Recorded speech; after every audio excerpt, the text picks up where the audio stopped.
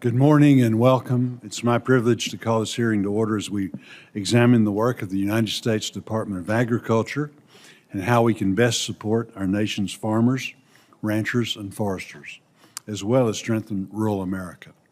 I welcome our witness, the Honorable Brooke Rollins, our 33rd Secretary of Agriculture.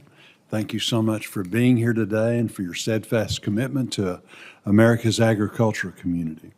We appreciate your willingness to serve and your active engagement with farmers, ranchers, foresters, and rural stakeholders where they live and work. Those conversations provide valuable insight into the challenges and opportunities facing the men and women who grow our nation's food, fuel, and fiber. They are impacted by USDA policies and depend on USDA programs daily. What I hear from Arkansas family farmers and stakeholders from across the country is that the farm economy is struggling. Producers continue to face high input costs, rising labor expenses, elevated interest rates, and market uncertainty. It is necessary that we work together to create an environment where agriculture can thrive and where the next generation sees farming, ranching, and forestry as viable and a rewarding career. One way we have delivered on a commitment to producers is through the Working Families Tax Cuts. The President signed into law historic investments to farm country 1 year ago, providing long overdue updates to agriculture policies that better reflect today's realities producers in Arkansas and across the nation experience. These improvements respond directly to concerns farmers have raised for years and provides meaningful support and predictability to help them continue operating for years to come. We appreciate USDA's urgency in implementing these policies so farmers can realize their benefits this fall. I look forward to hearing further updates on USDA's implementation of these programs. This landmark law also includes investments in USDA's premier animal health programs to help mitigate threats such as the New World screwworm. We know how critical these investments are, particularly as 6 domestic cases have been confirmed in just the last week. Madam Secretary, we appreciate the aggressive approach you and your team have taken to slow down the advancement of this pest toward our border and to implement measures that protect America's livestock industry. We have successfully eradicated New World screwworm before, and I'm confident we can do so again. We are looking forward to you and your team at USDA to continue leading this effort in safeguarding the health and security of America's herd. We must continue supporting agriculture sectors vital to our rural communities. Our cotton producers have faced significant economic headwinds in recent years. Cotton remains a cornerstone crop for Arkansas and states across the Cotton Belt, supporting farm families, rural communities, and manufacturers. This is why I strongly support the Buying American Cotton Act. I was pleased to see USDA's recent announcement promoting the domestic cotton industry. We appreciate that very much. At a time when our producers are competing in a challenging global marketplace, we should be doing everything we can to support American-grown products and the hardworking men and women who produce them. Similarly, I know many of our committee members on both sides of the aisle support year-round E15. I do too, and we are working hard to get that done. We also need to protect the energy security for local and regional communities and protect those jobs in rural America. I support the proposal put forward by Senators Fisher and Capito and hope the Senate moves quickly on that bill. Just as importantly, our producers have access to the resources they need to succeed. Fertilizer remains one of the most significant input costs facing farmers, and they are seeing dramatic rises in cost and are concerned about future availability. The results of the American Farm Bureau Federation survey this year underscores the concerns I continue to hear from producers in Arkansas and across the country. Among Arkansas farmers who responded, only 12% reported pre-ordering fertilizer, highlighting the uncertainty and financial pressures producers are experiencing. I appreciate USDA's attention to this issue as well as the opportunity to join you to discuss long-term strategies to lower the cost of fertilizer. I look forward to working with my colleagues to advance policies to provide relief in the future. We have a tremendous opportunity before us to update farm policies in Farm Bill 2.0. I look forward to releasing text very soon that incorporates many bipartisan measures and, just as importantly, the priorities of farmers, ranchers, and foresters, so they have updated policies to meet their needs. I am hopeful we can deliver a farm bill that farmers, ranchers, foresters, and rural communities deserve. Lastly, I remain committed to advancing the farm assistance package Senator Hove and I proposed in January. There are many additional challenges that have risen since then that demonstrate the urgency to provide our producers, including our specialty crop producers, with more support. Again, thank you very much for being here, and I look forward to your testimony. I now turn to our ranking member.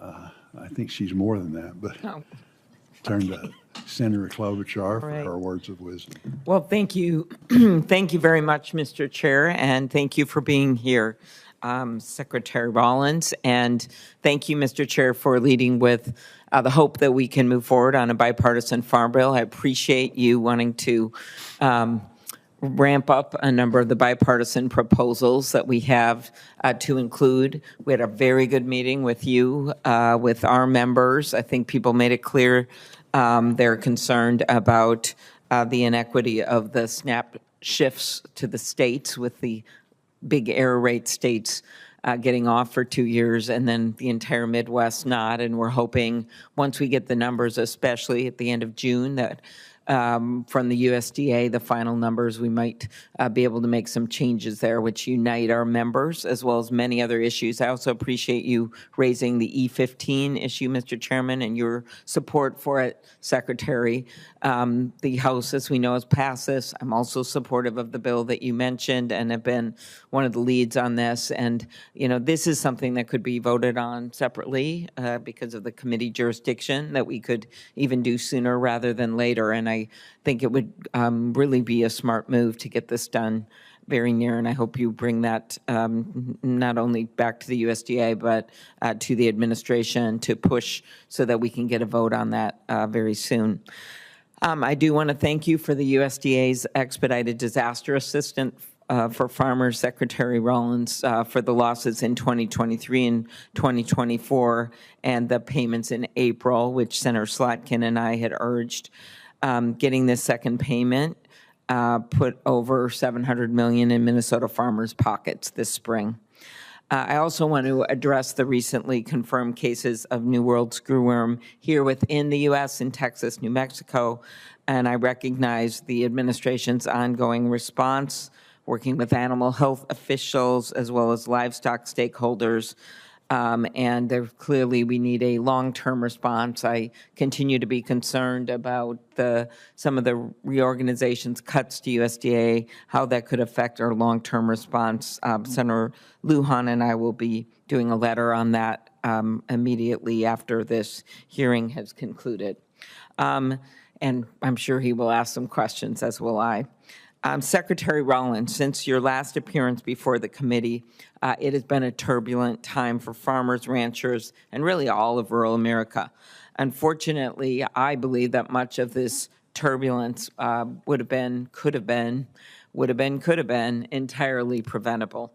I've been clear that the administration's across-the-board tariffs have been terrible for farmers. The IEEPA tariffs added nearly $1 billion in cost to critical inputs like fertilizers, seed, machinery, and chemicals from February through October of last year. These tariffs, rightfully struck down by the Supreme Court, were so unnecessary, given that the legality, the constitutionality of them were in question from the very beginning, and thus they added so much uncertainty and costs.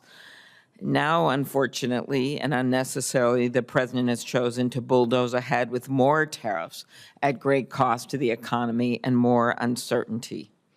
In addition to the chaos from the tariffs, the unilateral decision to start a conflict in the Middle East is causing real and direct harm to farmers and consumers in Minnesota. 1 year ago, the average price for a gallon of diesel in my state was $3.40. Today, the average is $5.13. That is a 51% increase in a single year. And just this morning, we got the Consumer Price Index numbers for the country, up 4.2%, and that is up from the exact inverse 2.4% that we were seeing before the conflict began. I'm also concerned of the edge that this war has given Russia and China and other countries that are not friends of the U.S. In the global battle for competitiveness because of the fact that we are so reliant. I met with producers on the Tate Farmer family farm in Cannon Falls, Minnesota, where I heard from producers that the skyrocketing cost of fertilizer is threatening their operations. As we all know, nearly half of the global urea and 30% of global ammonia exports used in nitrogen fertilizer supply chains move through the Straits of Hormuz. Earlier this spring, the Farm Bureau highlighted the financial strain farmers are experiencing, estimating that 70% of farmers couldn't afford all the fertilizer they needed. Of the farmers they surveyed, 94% said their financial situation has worsened or flatlined in the past year. This morning, a number of us met with key economists, expert economists, about the long term here. And what they told us, this was not really a political-based meeting, was just that even if the Straits of Hormuz were opened immediately, the long-term effect of going through our reserves, as we have done globally, is going to keep these prices high. As I've said before, this is a perfect storm of ugly, to quote one of my soybean farmers.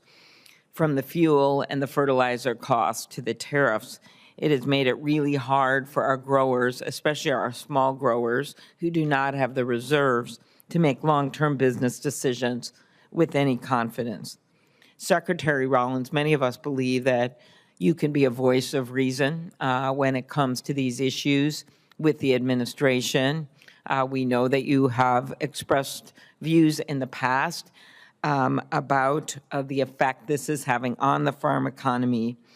But right now, I fear, and many of us fear, and many of farmers fear, that these voices of reason are falling on deaf ears because on top of the decisions to go into this unilateral war and just to continue these tariffs, we have just seen such pandemonium when it comes to the response and so many bad effects on rural America, from the decision not to extend the Affordable Care Act tax credits, which are percentage-wise more relied on in rural America, to many of the decisions that have been made to reduce staffing, whether it's Social Security or USDA, that people in rural America rely on. My concerns with the USDA right now is this pushing forward of a reorg plan right in the middle of all of this mess. The department has already lost around 20% of its employees, meaning fewer FSA staff to process farm loan and disaster aid applications, just at a time when farmers are facing more problems than they were the year before, the year before, the year before. Fewer NRCS conservationists to help farmers adopt popular conservation practices. And this really does mean something in the Midwest, where many of them rely on these programs, and fewer researchers developing solutions for the challenges our farmers face today, including, as discussed earlier, the New World screwworm. These staff losses come before a series of announcements from the department moving multiple agencies across the country, which we know results in even more disruption to staff. Farmers in Minnesota won't be better served by fewer experienced employees being relocated to Indianapolis, Kansas City, or yes, Salt Lake City, not exactly an ag-focused state. Instead, I encourage the USDA to prioritize staffing local county offices and ARS labs to help farmers access services and tackle issues they are facing right now. The department's reorganization proposal will significantly affect the ability to provide services to USDA stakeholders and the lives of the employees. We are asking for transparency and an open dialogue with the shared goal of ensuring the USDA is efficient and effective in its mission. Our concern is doing this right now in the middle of what is clearly some of the biggest headwinds that we've seen coming at agriculture and at rural America is a huge mistake, because it will mean, of course, less staff to deal with it, less experienced staff to deal with it, and a necessary disruption to serving our farmers. So I look forward to hearing from you today, and I appreciate the members that are here and their input as well. Thank you. Thank you. It's my pleasure to introduce Brooke L. Rollins, the 33rd Secretary of the United States Department of Agriculture. Secretary Rollins is originally from Glens Rose, Texas. Most recently, Secretary Rollins served as the founder, president, and chief executive officer of the America First Policy Institute, AFPI. During President Trump's first administration, she was the director of the Domestic Policy Council and assistant to the president for strategic initiatives in the White House. She also served as director of the Office of American Innovation. In these roles, she developed and managed the transformational domestic policy agenda of the Trump administration, leading to historic achievements for the American people.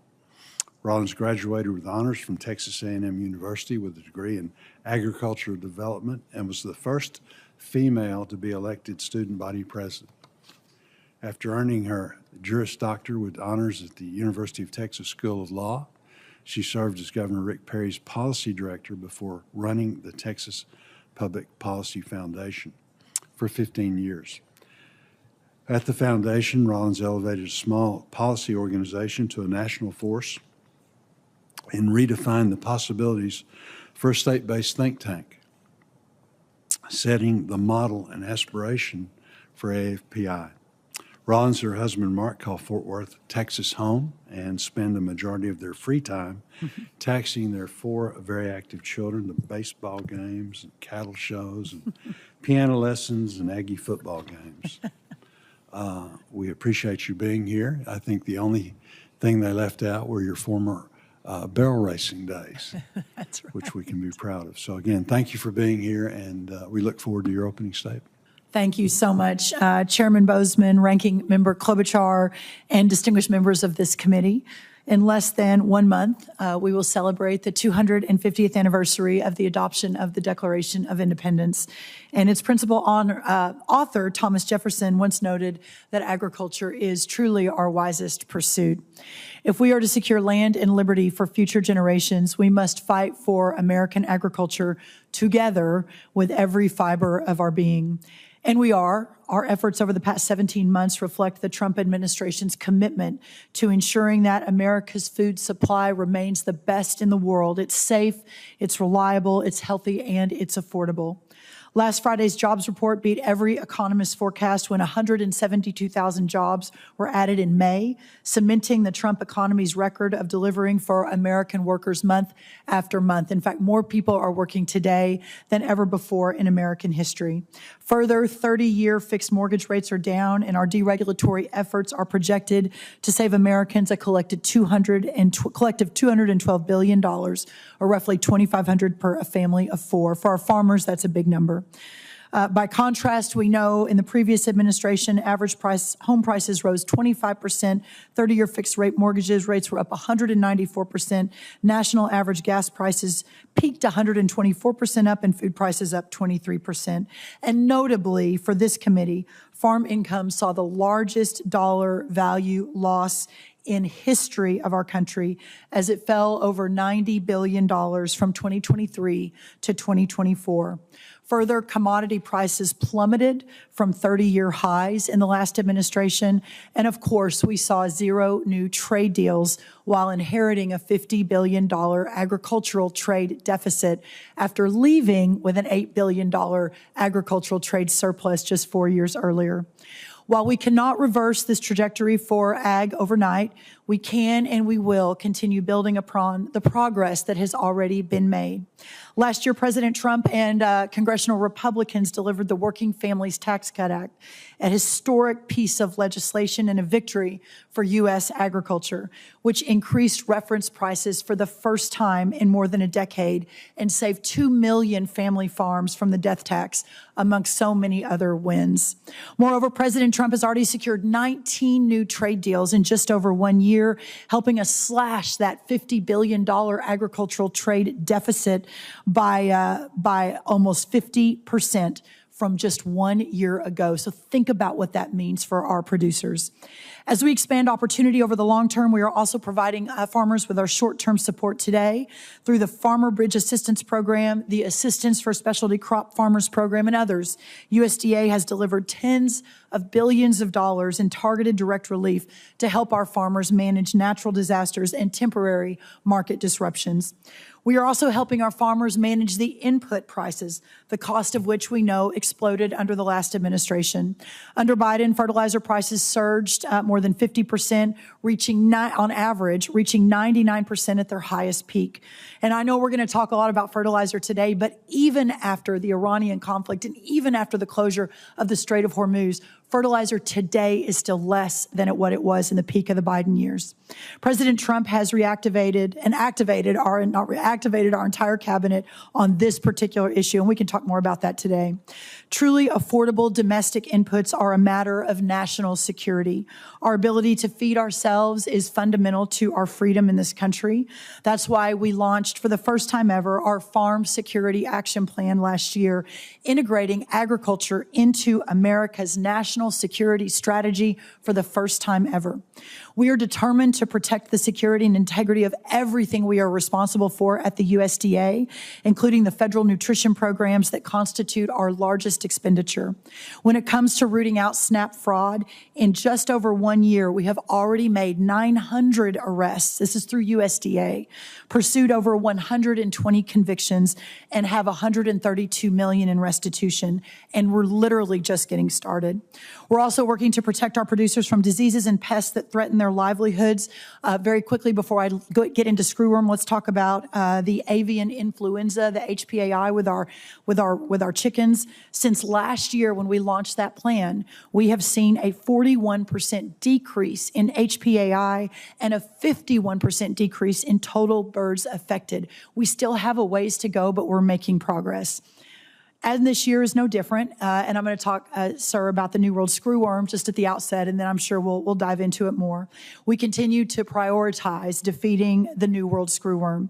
Over the past week and a half, USDA has confirmed 6 cases of the New World screwworm within the U.S., all but one in the south of Texas.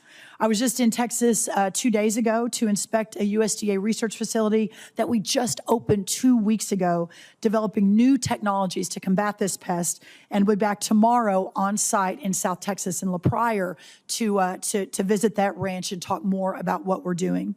The Biden administration's open border policies, combined with the Mexican cartel's refusal to crack down on that through South and Central America, allowed the screwworm to move north for the first time in 50 years, beginning in 2022 when the Darien Gap was breached, into 2023 when the screwworm began moving at rapid pace up through Central America and hitting Mexico in 2024 under the last administration.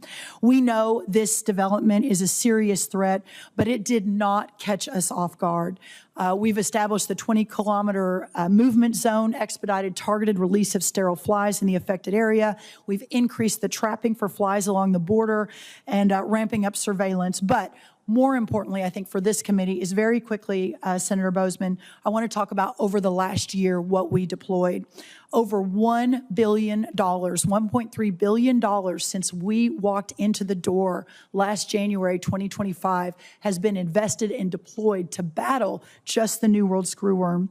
We have been forward-leaning. EPA just approved some new fly technologies we've announced just the last few days, which will significantly increase our ability to battle this through sterile flies. We also broke ground on our Moore Air-based sterile fly facility in Texas about 6 months ago. That's a $750 million project.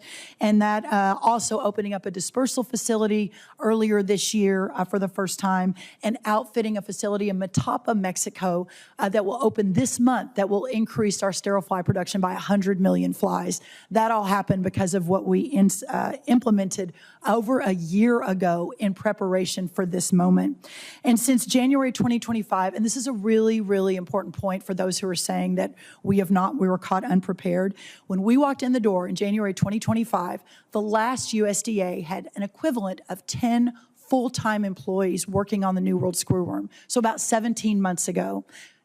A week ago, before it was even confirmed, we had over 110 full-time staff that we had staffed up over the last 15 months in preparation, almost a 1,000% increase in over a year in preparation. In short, we're using every single tool at our disposal, working very closely with our governor, Governor Greg Abbott, and all of the teams on the ground in Texas, in New Mexico, and across this country. Thank you again for the opportunity to be here, Senator and Ranking Member Klobuchar. As we celebrate our 250 years of freedom, I know we will continue to fight together for the men and women who feed and clothe and fuel this great country and the world. I look forward to your questions. Thank you.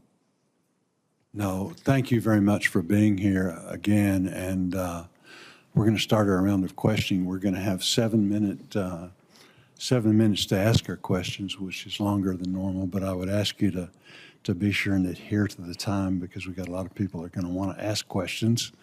And there is an incredible amount of stuff going on as we speak right now throughout Congress. So we do appreciate the hard work that you've done and the preparation, slowing things down so that we would have additional time to get ready for this concerning the screwworm. I guess the only question I would have, is there any more authorities that we need to give you, or any more resources that would be helpful as we fight this battle? I appreciate that question, and I know I'm on multiple calls every day since we have moved now into the next phase of the battle. You all know we closed the ports a year ago, which was a very difficult decision, especially for our feeders in Texas. But the purpose was every model showed screwworm hitting our side of the border last summer. So that would have been just about 8 or 12 weeks after we came into office. And I looked at all the facts and said, we've got to slow this down and do whatever we can to be better prepared when it gets here. And that's what we were able to do. So, Senator Boozman, right now, there are no additional authorities, but I really appreciate the question. I want to give a big shout out to my boss, President Trump. Last spring, as you know, we were deep into the Department of Government Efficiency with Mr. Musk, and we were working to try to return the footprint of government back to something that was reasonable for our taxpayers and for our country. But I walked in the Oval Office and I said, sir, there is a pretty serious threat to our livestock that's headed our way. And when we need 500 million sterile flies a week, we're only producing 100 million out of Panama because everyone took their eye off the ball years ago. And unfortunately, because of the border policies, it's coming our way. And he said, well, what do you need? And I said, well, I need $1 billion to start building a significant facility to surge staff. This was about 14 or 15 months ago. And without hesitation, a couple of questions, but without hesitation, he said, go. So because of that green light, we were able to move very quickly to prepare for today. But we'll stay in very close touch on that, Mr. Chairman. Thank you. Good. Very much. I think I can speak for the committee that we're all committed to helping in any way that we can, and we do appreciate your efforts. As I mentioned in my opening statement, farmers across the country are struggling in this economic environment. I was pleased that we were able to secure $10 billion in economic assistance at the end of 2024, which your department implemented very, very quickly. And I appreciate the administration developing additional programs late last year to provide further assistance to our row crop and specialty crop producers. I think that we all realize that this is still not enough to stop the bleeding in farm country, which is why we're working with Senator Hoeven to build upon the Farmer Bridge Assistance Program and the Assistance for Specialty Crop Farmers Program. I was pleased to hear that the President mentioned additional assistance during his event in Wisconsin last week. Can you confirm that that this is when we hopefully we'll have a supplemental appropriations in the very near future, and that this is something that we could get included as we go forward? I will confirm that this president, on the trip to Wisconsin, while we were in Wisconsin, on the trip back, his commitment and love for rural America and our farmers is real. And as he said, so I'm not getting ahead of him. I'm always a little bit concerned about getting ahead of him. But he said at the event on Friday that he wanted to do more. And so I think we can work arm in arm and hand in hand across hopefully both sides of the aisle and get to another point where that is possible and feasible for our farmers. No, and I certainly don't want to speak for him either. But when we were able to, sign and, able to come up with the dollars previously, we mentioned then, that this was great, and everybody was very grateful for his support, not only in this administration, but in the past one for our farmers, but that we might have to come back, and he agreed with that. So I'm very pleased that the administration is being aggressive in negotiating new trade agreements and putting high priority on opening markets for ag products in these negotiations. I commend the administration for completing 19 agreements since the time President Trump took office. I also firmly believe that in addition to strengthening our export markets, we must build demand here at home. As I mentioned in my opening statement, I support legislation aimed at increasing domestic demand for ag products like the Buying American Cotton Act, the Fisher-Capito Klobuchar year-round E15 bill. What other actions is the administration taking to increase domestic demand for our American ag products? Or are there areas in which the Senate and administration can work together on? Well, I think that the trade piece is important, and I realize Senator Klobuchar, probably Senator Booker, and some of our other friends on the other side of the aisle have some serious questions about that, and I really look forward to having that discussion with them. What I will note is when the president had the Liberation Day, which is when he announced that instead of going country by country, we're going to have an all-of-world approach on renegotiating our trade, that to date, the fact that our great producers in America, when we send their goods out, on average, it's about a 15% tariff into other countries. When those goods from other countries come into America, it's an average of 5%. So our farmers and producers have been just compromised year after year under these trade and tariff regimes. And so in just over a year, 19 new trade deals is remarkable. It is historical. It is unprecedented, and it is already paying dividends. As I mentioned, we've cut the agricultural trade deficit in half in 1 year. We expect it to come down another 30% this year. Corn exports are going to be record-breaking based on the numbers that just came out yesterday. We expect a 35% increase in volume in corn exports. Dairy exports are going to be up almost 10%. Sorghum is going to be up almost 100%. Tree nuts up 11%. Ethanol up at least 11%, probably more. Wheat exports are up 8%. Soybean oil up 129%.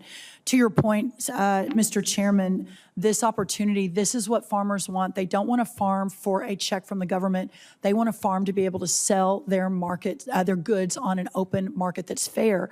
So that's the international play. And then to your point about the local domestic markets, opening that up as well, whether it's E15 or 45Z, all of the work that this administration has done, again, unprecedented, the moves that we've made for our biofuels community, et cetera. And then the next step down, and I know you've mentioned cotton, Senator Hyde-Smith and I have talked round and around. I give her a lot of credit for bringing the cotton to my attention. And also when I've been out in the country, I've been to almost every state. I've visited with thousands of farmers, and I kept hearing cotton and rice, honestly, coming up again and again and again as is really, really struggling. The moment that captured in my mind, especially with cotton, is with the Make America Healthy again, how we have basically offshored all of our clothing production. 97% of our clothes today are made with synthetic fiber from a foreign adversary, and that's bad enough. But then when you look at the health impact of the sheets we sleep in, of the clothes we put on our bodies, that's real. So the cotton, I think, renaissance is coming, and I'm really proud to be a part of that with y'all. Very good. Thank you, Senator Klobuchar. Thank you very much, Mr. Chair. Secretary Rollins, the numbers for me that matter is the numbers like bankruptcy numbers. And in the first quarter, we've had a number of farm bankruptcies in our state with calls to the Minnesota Farm and Rural Helpline up 200%. Nationwide, Chapter 12 farm bankruptcies increased for the second year in a row, reaching 315 filings in 2025. This is a 46% increase from 2024. I just think those numbers don't lie. Farmer lender mediation notices are the highest they have been since 2019. What actions is the USDA considering to assist producers facing bankruptcy and prevent the loss of more family farms? And why did the USDA budget propose eliminating the certified mediation program? So a couple of points on that. Obviously, even one bankruptcy is heartbreaking, but a couple of points. There are 1.077 million farms and ranches in America. The bankruptcies that are reflected in your numbers are about 0.03% of the total farms in our country. Now, again, I do not want to sit here and say it's nothing to worry about. Every farm is absolutely something we should be fighting to save. We have a concierge effort going for those 300 farms that are in Chapter 12. Again, Chapter 12 doesn't mean they're going out of business. It just means they're reorganizing. But certainly with the loss of markets, the cost of inputs, et cetera, there's no doubt that the farm economy is facing serious headwinds, and that's what we're all working together to solve. On the mitigation program, Senator, let me circle back to you. I want to make sure I fully understand what it was that we pulled back and what the utilization was, and then perhaps work together to think about how to solve for that. Thank you. Appreciate you getting back to me. And our concern is we're heading in a trend, especially when you look at the fact that the diesel and gas prices are not going to go down anytime soon because we've gone through our reserves as well as fertilizer. So we discussed fertilizer, and Senator Marshall and I have introduced the Homegrown Fertilizer Act to make this program permanent. In the meantime, do you intend to use the new CCC funds to support the development of domestic fertilizer?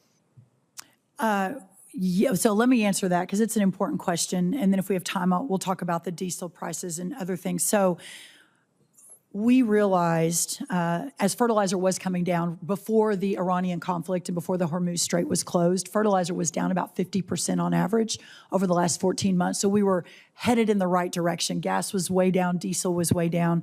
Of course, with this conflict, it has certainly bumped prices up. Now, I do want to say that even though fertilizer prices are significantly higher since the Iranian conflict, they're still lower than the peak during the Biden years. Having said that, Senator, what this conversation has allowed is a light to be shined on the fact that we've offshored our fertilizer production to almost 50% of total fertilizer in the last couple of decades. This did not happen under any one administration. And so as we've seen that offshore that happened, it's a national security issue. It's obviously a cost issue for our farmers as well. I'll talk about the CCC if I have time, but what I'll say is immediately I called Chris Wright, our Secretary of Energy, who has a big pot of money for energy investment, made the case that fertilizer is perhaps the most important energy to invest in, and his number 2 largest project he's investing in is a fertilizer plant. We called Howard Lutnick, who has the pot of investment funds from the president's negotiated tariffs and trade, a significant pot. He is now prioritizing that, and we have the largest ammonia plant in the world that I'm breaking ground on in 2 weeks in Louisiana. Next to it, about a month after that, we're going to be breaking ground on one of the largest phosphate plants in the world. So we're beginning to reshore to onshore that fertilizer back to America. But just as important, and in fact, I think one of them is in Minnesota, there are about 80 more mid-size, smaller fertilizer projects going on that we're funding and prioritizing. A pretty good one in Minnesota, a big one in Washington State, and some others. So we have put those on warp speed to get those. I'm going to run out of my time for questions, and just that the CCC has $14.3 billion in emergency funding, and I would just encourage you to use some of that for the domestic fertilizer. Can I talk to that? Because I think it's mutually beneficial. So the problem with the CCC, it hasn't been, the loan rate has not been increased for 80 years. What is left in the CCC right now, Senator, we're going to need to meet the obligations of the Working Families Tax Cut Act and the increase. So if we could all work together, I know we've been talking about that to try to open that up. But yes, ma'am, we'll be looking at that too. And we discussed early on New World screwworm, and the Animal and Plant Health Inspection Service has lost 25% of its staff, including more than 300 employees in veterinary services alone since the administration came in. How do you plan on ensuring that each of these critical threats, such as New World screwworm, receives individualized resources? We're very concerned about this. Yes, ma'am. As I mentioned, a year and a half ago, there were 10 APHIS employees working full-time, a total of 10 working full-time all in. Now we've got over 120. So we've increased the amount of employees in APHIS working on New World screwworm by 1,000% in the last 14 months. So as you can see, we're prioritizing where the big threats are as we're working to ensure that we're meeting all of the needs across the country. Different subject. Last November, you announced a far-reaching final rule implementing crop insurance provisions from the budget bill enacted last summer that I did not support. However, buried within that rule was a provision that removed an important risk management option for farmers in my state and several others. Prevent plant buy-up coverage has been a critical tool farmers use to protect against extreme weather at planting time. On January 22nd, Chairman Bozeman, Senator Hoeven, and I led 16 of our colleagues asking the USDA to reverse this decision, and Undersecretary Fordyce replied in April indicating that concerns are being evaluated. What is the status of our request? I actually have talked to Undersecretary Fordyce about that, but I don't have an immediate response. But again, I'll check on that today, and we'll get back to you, Senator. Okay, thank you very much. Thank you so much. And I'll have questions later. Thanks. Okay, sounds good. Thank you. Senator Marshall. All right, Chairman, thank you, and welcome, Secretary. E15, those are my top three priorities, and I'm preaching to the choir. Thank you for your support of this. You know, why is E15, year on E15 important? It would mean another 2 billion bushels of corn consumption per year. Prior to President Trump, maybe we were exporting 2.3 billion. So it's almost like doubling our export market. That's why it's important. But I want to talk about 45Z, which I think actually has a 10x opportunity compared to ethanol. And maybe you can just update us. We need to get this across the finish line as far as the rules. And I know it's out in different agencies. Any update on the 45Z rules? Obviously, there's multiple hands in the proverbial rule pot in the administration, but it is a top priority for me personally, and certainly my partners around the cabinet understand that. So it is imminent, forthcoming. I don't want to give you an exact date, but it is coming hopefully very quickly. And it is really, really important. The regenerative side of that, the MAHA side, there are just so many wins for so many of our Americans in that. Right. So this, from a regenerative standpoint, to your point, is the ethanol companies making the ethanol can pass on 10, 20, 30, 50 cents a bushel if they're doing this regenerative agriculture, which is good for the soil, which is better for the nutrient health. So I do appreciate this all-of-government approach on that as well. We addressed fertilizer. That would probably be my third biggest issue. On trade, want to emphasize value add is when the American farmer makes money. When we turn corn into beef, when we turn soybeans into diesel, that's when the American farmer makes money. And I'm sure you're constantly communicating that to USTR. What are the opportunities you think this going forward at these 19 trade deals on the value add part of this? I think they are unlimited. And as I traveled a little bit of the world last year and talked to some of these other countries, I was sat down with some ethanol buyers in England. And as so many of these countries, whether we agree with them or not, but they have put themselves into a certain category of reaching certain numbers on carbon, et cetera, it is our farmers in America that will be, I believe, the most benefited from those rules around the world. And so now my job at USDA and our other wonderful trade negotiators, Lutnick and Greer and Besant, have this at the top of their list wherever they go. So again, we're already going to break records this year on corn exports. Ethanol exports are going to break records. But again, I think it's just the beginning of the opportunity. Okay, I want to give you an opportunity to talk a little bit more about the CCC needs. And the background to me is this. No one has done more for the American farmer in rural America than President Trump has done these last 2 years. We added $65 billion to crop insurance, crop protection. He signed 40-some billion dollars of farm aid, a $50 billion rural health transformation fund. We doubled the death tax exemption. The 199A permanent pass-through was so important to the American farmers, and bonus depreciation, interest deductibility. I'm not sure what I'm missing, but The death tax. So we doubled the death tax exemption. So we did a lot. We're increasing trade. And yet we're struggling, I think, mainly due to input cost. And we do need some more help, I'm afraid. We need to help more. Well, what does that look like to you, whether it's more fertilizer, like Senator Klobuchar pointed out, some monies towards those projects. Tell me a little bit more about what you feel the need is and what we need to do to replenish the CCC. Well, I want to be careful because I don't want to get ahead of our entire team, OMB, et cetera. And so just know that those conversations are absolutely ongoing. And again, that 30 billion limit is what, 6 or 7 decades ago, I think, not tied to inflation. If it had just been tied to inflation when it was first enacted, we'd be at 90 billion for the CCC, this loan authority that allows us to move into important urgent issues. So I really look forward to working with you all. I know across the aisle, everyone is very focused on this, at least in this room, but let's keep working together on that and seeing what we can get done. Yeah, let's kind of probably finish on this screwworm. First of all, I think it's important Americans realize there's no threat To the food supply. To the food supply. Correct.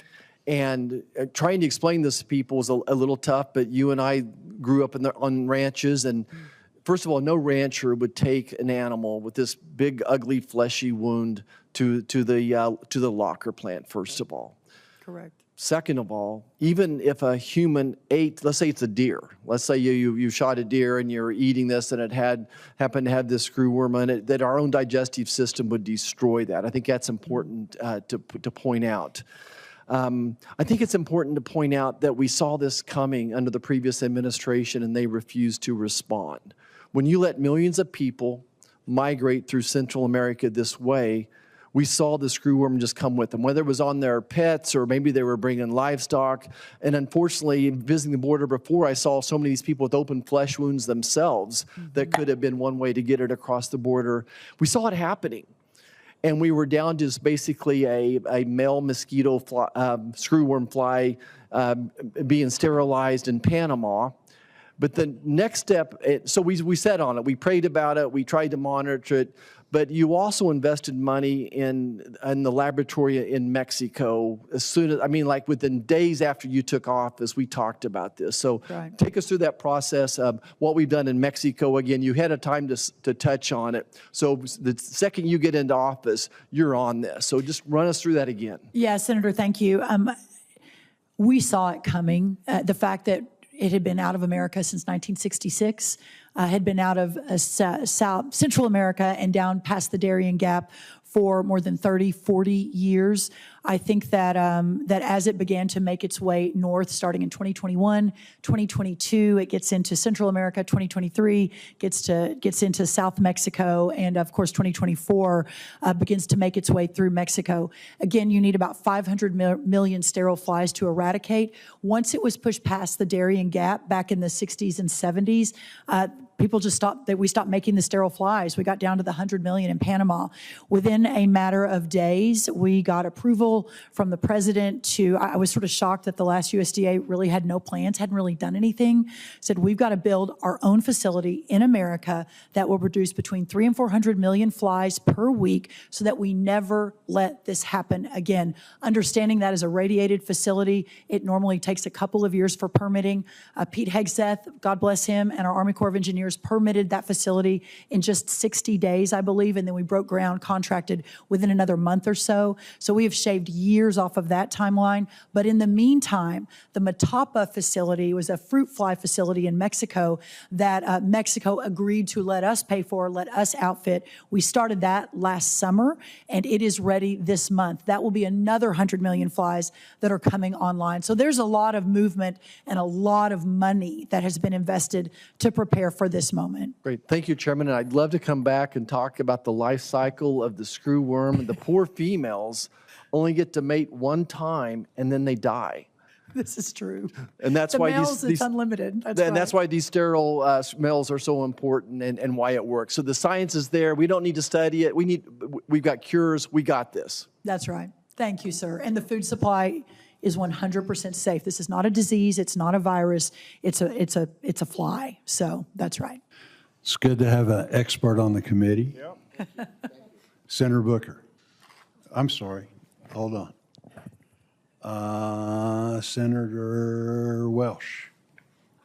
Now let's go with Booker. Good morning. All right, I'm gonna deny this if anybody quotes me, but Secretary, I think you're doing a pretty good job. Oh, thank you. We'll keep that on the down low. I don't think your microphone's on, so I'm not sure anyone heard that but me, but I will take that. Thank you so much, Well, Senator. here's the thing. You have been responsive, and Vermont has had a very significant damage from floods that we had in 2023 and 2024, and I've had a chance to talk to you. But let me just ask you if you can tell us, Vermonters, what the status is of the Disaster Assistance Block Grant, and then also the U.S. DA Rural Development Disaster Assistance Fund, and both of those are $31 million. We've been going through the process, and hopefully the money will be delivered, but it'll make a huge difference to us in Vermont. No, that's right. And I really appreciate, obviously I'm from Texas, I'm from cotton and cattle. I grew up in the summers on my grandparents' row crop farm in Minnesota.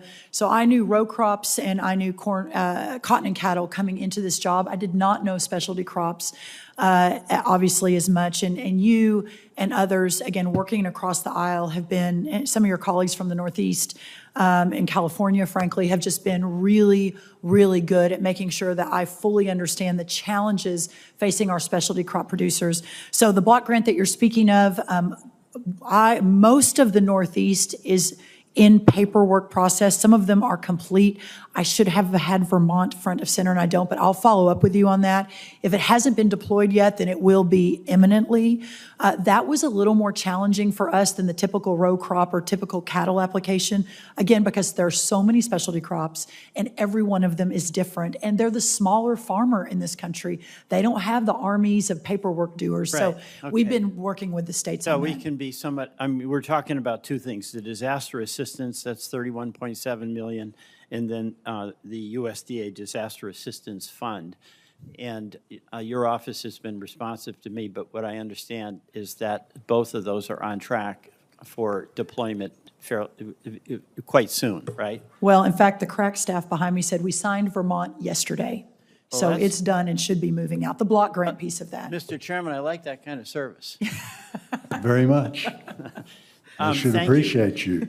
You know, the other thing, the USDA is extremely helpful to us and really helpful to us in Vermont.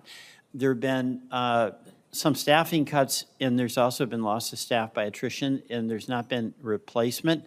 And it really is a governmental agency that has made a significant difference for Vermont ag. Can you tell me about the prospects of restaffing so that we get the help that we need? Absolutely. And my ask for you, sir, and you can pass me off to anyone that has better information if you don't have it, but if we could just get a list of whether it's NRCS or FSA or RD, wherever you are really compromised, where you don't have enough staff, we will prioritize that in the Okay, rehiring. we will do that. That would be great. We'll get a really good look on that. Okay, there's another program in Vermont, it's called the Access and Development Program. And it's really helpful for us in our maple producers in Vermont. And Vermont, of course, produces the most maple syrup, the best maple syrup in the United States. In the world? Yes, thank you for that. You're welcome. And there's a 30-day requirement window is far shorter than any of the previous 9 years, and it's making it somewhat difficult to meet internal organizational deadlines. Can we work with you about extending that period of application to give our institutions more time to get the benefit of this? Absolutely, because I know we adjusted that particular program. So yes, if we need more time, then yes, let's make sure that happens. All right. And, you know, I want to talk a little bit about Food for Peace. You know, that has been such a contribution that the United States has made to hunger across the world. And I understand there's a memorandum of understanding with the USDA in the State Department that would give USDA temporary authority to administer this incredibly important program. And can you just describe this and the steps that you would take to make certain that the goals of the Food for Peace program continue to be met with this organizational restructuring? Yes, it's my understanding our Undersecretary for Trade, Luke Lindbergh, has really driven that, and I think it's been a successful transition. We talked about this in my confirmation hearing a year ago, and it actually happened, and we're really happy to take the program and do with it what we could. If you've heard differently, please let us know how we can improve, but really glad to have it. I think it probably needs to be codified at some point because it's just under an MOU, so it may switch back, but we're fully in support of moving it to USDA fully. I'm going to be quick because I only have a couple of minutes. Just on the you were mentioning organics and vegetables. The certification program that farmers have to go through in order to get organic status, there's been a cost share, and what I understand is there is a move now to increase the burden or the share of cost that the farmer has to bear. And I want your cooperation on that because I think that increasing that cost to our farmers is going to diminish the ability of farmers who do want to make the choice to go to organic to do so. Can we work with you on that? Yes, of course. And I know the Working Families Tax Cut included extra money for that program. So, yeah, we'll look forward to building that out. You know, and then finally, this is not anything that you have control over, but I am so alarmed and concerned about the well-being of agriculture, not just in Vermont, but across the country. I agree. You know, a graph that you provided, your office provided, shows that in all the big commodity crops of all my colleagues, it's costing the farmers more to produce than they're getting paid. Mm-hmm. And that is just not a sustainable situation. That's right. And, you know, some of the costs are related to tariffs. That's not your policy, but it's having a big impact on the input cost, fertilizer. The tariffs also have had a big impact on losing markets for a lot of our agriculture committee, especially in the Midwest. And I'm not going to ask you to defend those. That's not your decision or choice. But I just want to express to you that I am really concerned about the well-being of agriculture in this country, where farmers have to pay more than they're getting paid for the crop that they make. Mm-hmm. And also, I think this committee has to address this, Mr. Chairman. You know, our farmers create an immense amount of wealth. They just don't get any of it. That's right. And that is not right. Mm-hmm. So I know, I think you agree with me on this, but I just wanted to make that statement. Thank you. Thank you. And if I may, just very quickly, Senator Bozeman, and I know, Senator Welsh, you and I could disagree on this, but from my perspective, having watched the tariff and the trade negotiations around the world, it has opened up these 19 new trade deals, the highest corn exports on record, highest tree nuts on record. We've cut the agricultural trade deficit that we inherited, about $50 billion, in half in just 1 year. So I understand it's been an imperfect process, but we have actually made a lot of strides for our farmers. Thank you, Madam Secretary. Thank you. Senator Tuberville. Thank you, Mr. Chairman. Thank you, Secretary, for being here. This, it's a disaster, we all know. We don't like to go back in time, but in the previous administration, we lost 150,000 farmers and 25,000 farms. A disaster. It hadn't stopped. We're still losing because when you have all those high input costs up to this point, the farmers and producers in my state of Alabama, when you have a 4 or 5 year losing streak, in coaching you get fired. Well, in farming, you go broke. And that's what's happening. We're having tough problems. Just one question about the screwworm. Have we opened any of the border in Mexico, either the west coast or the east coast of the border? No, the ports have been closed for a year. Yeah. And that allowed us to keep it out. I think that if we'd opened any of those ports, we would have had it on our side 6 months, 8 months, 10 months ago. Are you putting the fly traps or whatever you call them all along the border? Where are they? They're all along the border. We have a polygon that gets adjusted every day. So on Wednesday of last week, when the calf with the first confirmed case, a 3-week-old calf in La Pryor, Texas, was confirmed, within 4 hours, we're dropping 8 million sterile flies right on top of that ranch, and they have had no other cases. I mean, this just proves the efficacy of the technology. So yes, we're constantly moving based on where the cases are popping up. And this month, again, we'll have more coming online out of Matapa, so we'll be able to expand that. Hopefully with the Novo Fly, we'll be able to even exponentially expand it by the end of the year. And then we're moving up the timeline to get that big production facility ready to go, hopefully before next summer. Can our packers and producers make it without Mexican beef? Well, I think the larger question is a good one, and that is that our packers are losing a lot of money right now because we don't have, it's the lowest cattle herd in history of our country. But what's important to realize is that's a worldwide phenomenon, and there's a lot of reasons for that. Listen, in America, there's no question the previous 4 years to us, the ranchers were not number one on the policy list. There was grazing land taken away.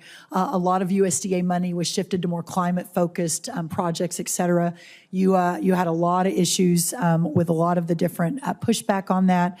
And then you combine that with the Make America Healthy Again movement. We have a higher demand for beef today than we've ever had before. The carcass weights are bigger now because of genetics, so we don't have less beef on the shelves. We have about the same amount of beef on the shelves. What's happened is more people are eating it and want it. And as the price has gone up, the demand continues to increase too. So we've just got to get more cattle here as soon as possible and incentivize our ranchers to retain. It's hard to do that when the prices are really good for these cattle. And the average herd in America is 45 head. What that tells you is that almost every ag producer has a herd of cattle, and that's keeping them afloat. Yeah. Switch gears here a little bit. My foresters are getting killed. Our sawmills are closing down. We're getting beat up by Canada. I think we have a 25% tariff on Canada. It needs to be about 60, 70%. They are flooding our country with lumber. And our sawmills are going out.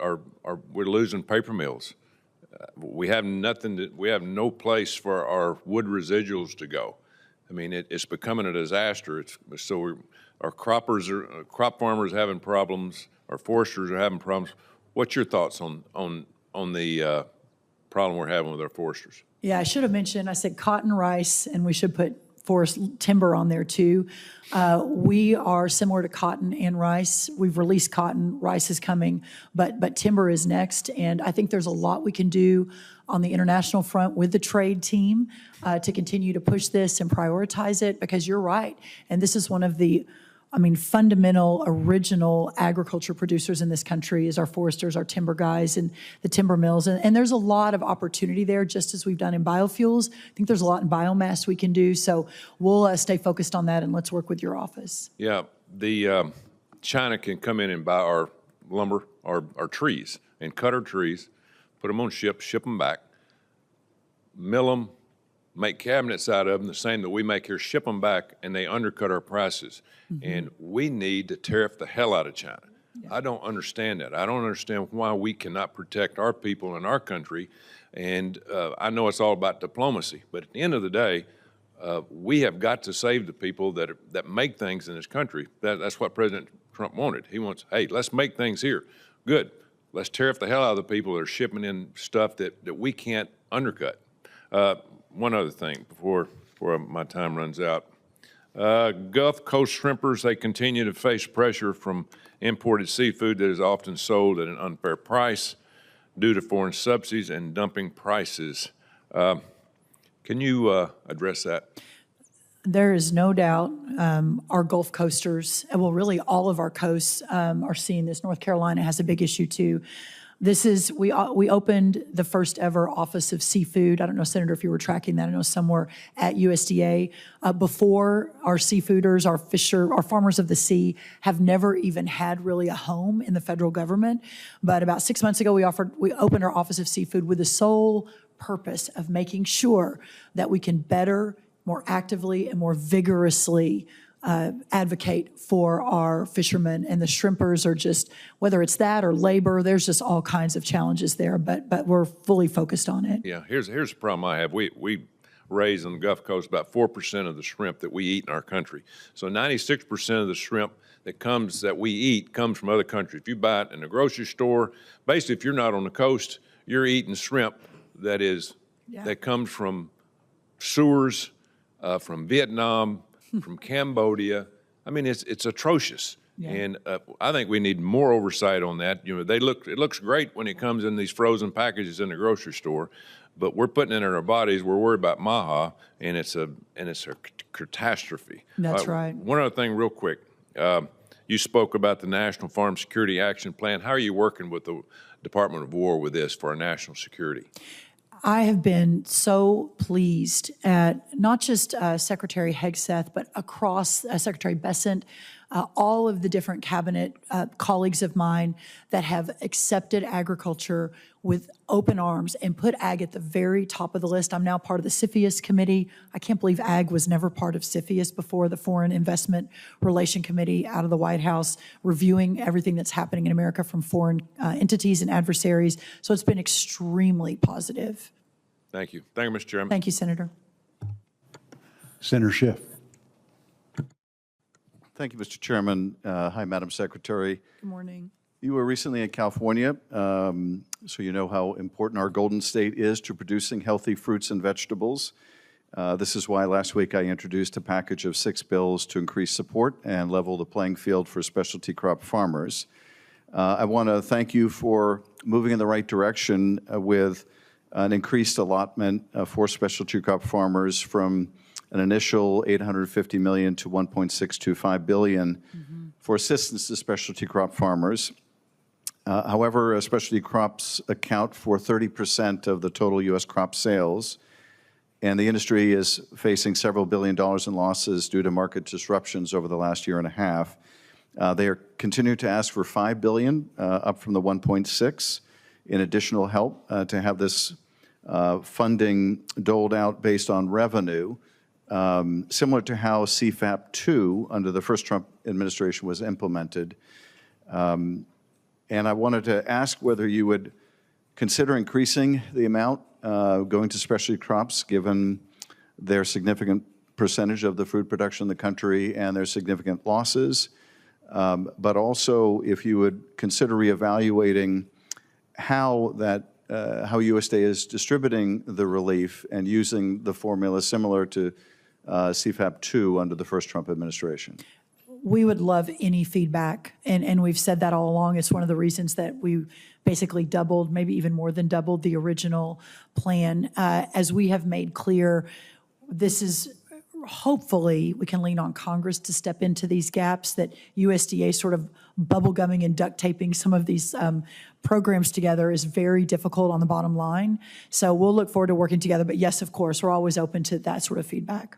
And is there any constraint in using the CCC money that you need addressed in the Farm Bill or otherwise to augment what we can do for these specialty crop farmers? Yes, so what we've discussed is the CCC is a really important tool for USDA. For the American farmer, I don't know that I ever really appreciated it until this job, but it has been at a loan limit of $30 billion for decades. It was never tied to inflation when it was instituted, I think in the 1930s, if I'm not misspeaking. So yes, there's a lot of work that Congress can do. It's a congressionally authorized fund, obviously, to adjust, and even just tying to inflation. We're obviously talking to Senator Hoeven and a lot of people on this committee almost daily about the importance of that. And the other important point of that, Senator, is that a lot of the really good things that happened under the Working Families Tax Cut Act, the reference price increase, et cetera, that is going to come, crop insurance, crop protection, et cetera, the additional money is going to come from the CCC fund. So we're really stretched right now on the CCC. Well, we will provide you, and I'll make sure that our specialty crop farmers provide you with additional information about why using CFAP 2 would be a more fair formula for farmers and more workable given the nature of how they grow their crops, which is very different than row crops. I've also heard concern about how USDA is implementing the disaster relief phase 2. Phase 2 was supposed to be the round that reached specialty crop growers, the ones with shallow and quality losses who couldn't trigger an indemnity. The payment factor moved to 70% and the deadline moved to August. An extended deadline only helps if growers can get through the door, but at the same time, staffing at the Farm Service Agency county offices is down. Are you committed to ensuring that these applications get processed by the previously stated deadline of August 12th? I don't want my farmers left out because the staffing isn't adequate to process their applications by that date. And can you assure us that the topped-up payments for other producers will not lead to inadequate funding for fruits, nuts, and vegetables? That is, as some farmers go to get a second allotment, that we're not going to deprive specialty crop farmers of getting even the first amount of assistance. Yeah, I will note that the reason we extended the deadline is because we got this feedback. I actually had a call with Senator Slotkin from Michigan, also another very heavy specialty crop state. I think maybe the #1 specialty crop state in the country. Oh, no, I have to correct you there. Very much #2. Most diverse, maybe most diverse. But either way, yes, I will note two important things. #1, that we will ensure that everyone has the time that they need. And if you are hearing differently, please let us know. We have worked really hard to adjust FSA offices to ensure that that is possible. But the second thing, sir, and it may not be as applicable to the specialty crop industry, but it is important to note that the One Farmer, One File we rolled out last year, the program, the funding program that we put out previous to rolling that out, we, over a course of 5 months, I think had 10 or 12,000 payments move. Under One Farmer, One File, in 4 days, we had 57,000 farmers apply and money hit their bank account. So we're making a lot of technological adjustments to hopefully move that much more quickly, but understand the importance of the in-person touch for many of our farmers that don't want to do it on their phone or their computer. Yeah, and my understanding is it's a lot more complicated a process for specialty crops. Because of the multi-year investment that they make in their trees and their plants compared to what we see with row crop farmers. Let me turn to one last issue, and that is pest and disease, which remain a evergreen threat in California. Just one example, the glassy-winged sharpshooter is hitting California grape growers especially hard with an unexpected and severe detection as of a few weeks ago. I'll soon be sending a letter to you, along with many of my colleagues, asking for the release of $32 million to address the sharpshooter. I appreciate you taking a look at that request, and also making sure that we have the staffing we need at APHIS to detect and diagnose and assist farmers with these endangering pests and disease. Yes, sir. As I mentioned on screwworm, we've increased staff 1,000% in the last year on screwworm. I don't have the sharpshooter number in front of me, but I will get to that right away, and we'll circle back to make sure that that's fully funded, and in fact, probably even put more resources on that. Thank you. That and red blotch have been just devastating Yes. to farmers in California. Thank you, Secretary. Thank you, Mr. Senator. Chairman. Thank you. Thank you. Senator Moran. Chairman, thank you. Thank you and the ranking member. Madam Secretary, thank you for the time you allowed me to visit with you and your team earlier this week at USDA. And I want to especially, again, thank you for your department's efforts in regard to Food for Peace. A few weeks ago, we had the Undersecretary Lindbergh, with Congressman Mann and I in Kansas to discuss trade and to discuss the opportunity for us to continue our international food aid programs. And I want to thank you for the acceptance and the work that you are now operating the Food for Peace program, the acceptance from the Department of State, and the management and operation of Food for Peace. Madam Secretary, I just received a text. This is a photo of people in Hugoton, Kansas, just yesterday, and they loaded 400,000 bushels of grain sorghum Wow. on their way to a port to be used in the Food for Peace program, one of the very first opportunities that this has occurred. Did you say 400,000 bushels? 400,000 bushels. Wow. And we have 4 Kansans dressed in their bright yellow jackets helping in regard to that grain being loaded. That's a beneficial thing economically, but there's an emotional attachment that comes with all farmers, all agriculture producers, in the noble pursuit of their profession that feeds a hungry world. Yeah. And you should take great pride in Food for Peace under your management. I want to make certain Senator Hoeven has been not my sidekick, but my leader in the effort to make permanent that transfer from the State Department. Secretary Rubio testified in response to my questions last week of his support for this endeavor, and we want to give you all the tools. I would just ask about one thing, that the necessary employees and staff. My understanding is that you're doing the same program with less people, but I want to make sure that the fact that it's a temporary program now doesn't inhibit. It'd be another reason that we could make a case for making it permanent so that you could better hire longer-term employees. That's Anything a good flag. I'll make sure we look at that too. Great. Be sure and tell Secretary Rubio that USDA is doing more with less, please. It depends on the moment of whether I need something from Secretary Rubio, but I will be happy to do that at the right time. Kansas, long-time leading state in cattle feeding, and I say that to a Texan. Large numbers of animals are shipped across the country to be finished.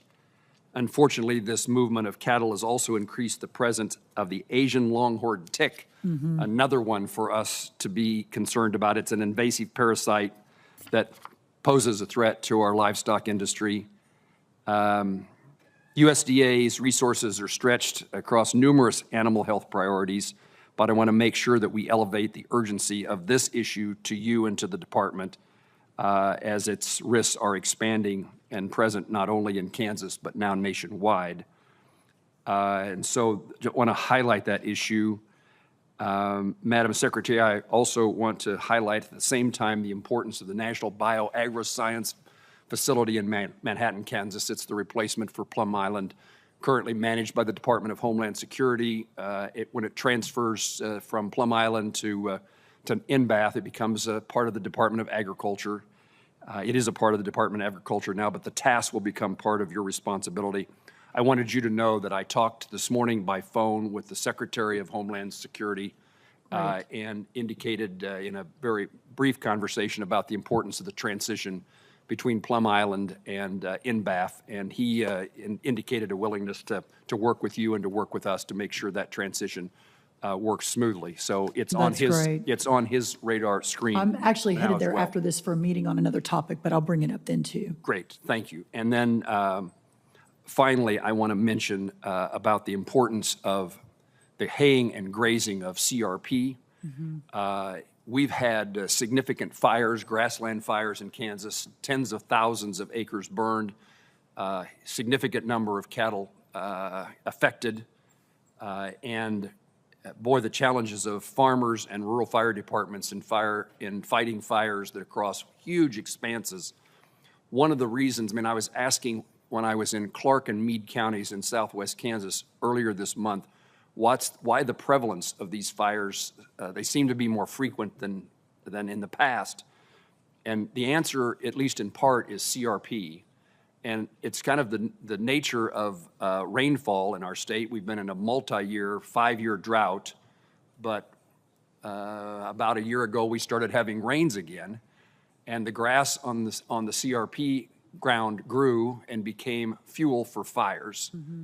unfortunately, the drought returned, and so we had a lot of vegetation that then turned flammable. And so I'd like to work with the department. I'm a sponsor of legislation with Senator Klobuchar and Senator Thune and others in regard to some of these issues about the improvement of the use, the flexibility of using CRP ground. And I hope that we understand that it can be a part of the Farm Bill as we mark up that important piece of legislation.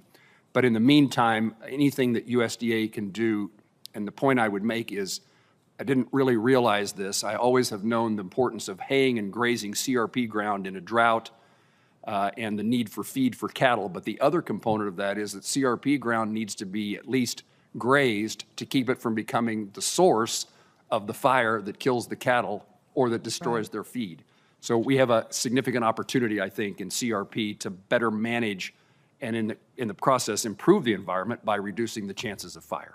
Well, and not only that, when you look at trying to rebuild the herd, then we need that land to get more cattle on. So very important at this time, too. That's Yes. right. That's Thank right. you. No, I'll look forward to that, too. Thank you, Senator. Thank you, Secretary. Senator Lujan. Thank you, Mr. Chairman. Secretary, if I may continue there where Senator Moran was, you know, in some of the western states now, and I see Yvette here, it's good to see you, Representative. Recently, some of our ranchers that have allotments were told they can't go in because of drought conditions into some of their allotments in the forests. And similar to what Jim's saying now, you know, with the cost of diesel, inputs into hay, things of that nature, you know, the same way that folks in different parts of the country that have row crops, I don't know why there wouldn't be a program to help offset the cost of hay and those fuel costs as well. If the federal government is telling folks you can't go in and you can't use these allotments or because of hay and what's going on with CRP, there might be something that we could do together, you know, Midwest, Western states that we might be able to figure this out. And this issue just came up, I don't know, 2 weeks ago I was at a commencement, Representative, and a few of the board members that have cattle herds were telling me about this. And as you know, different forests treat, you know, different decisions, things of that nature as well. So for whatever that's worth, I hope that that's something maybe we can work on together. I would love that. Yeah. Thank you. Madam Secretary, one of the questions I have, I think several of my colleagues have asked you about it, and we're one of the states where the screwworm is now, as you know. And I have a lot of questions in this particular area, but I'm hearing concerns from folks back home, as you know. And I understand USDA has set up a 20-kilometer quarantine zone around impacted farms, and they've redeployed staff as well to help with surveillance and response. The question I have is with the nearly 20% reduction in APHIS veterinary staff due to the DOGE cuts, reduction in force efforts, deferred resignation program with heavier losses in concentrated areas like the Southwest, is that there's just not enough people when emergencies like this come up. And this is an emergency we've known about for a while. Mm-hmm. And with watching that darn thing, you know, get closer to the states and then into Texas and now into New Mexico, my question is, have reduction in force efforts at USDA impacted the ability of the department to respond to the spread of the screwworm? So the answer is no, it hasn't. What we've done is we've reallocated resources. Last January 2025, we had 10 full-time staffers on screwworm when we came in the door. Last week, when we confirmed that case, as in May, we have over 120. So we've increased staffing. This is just USDA. The state of Texas has put significant resources as well.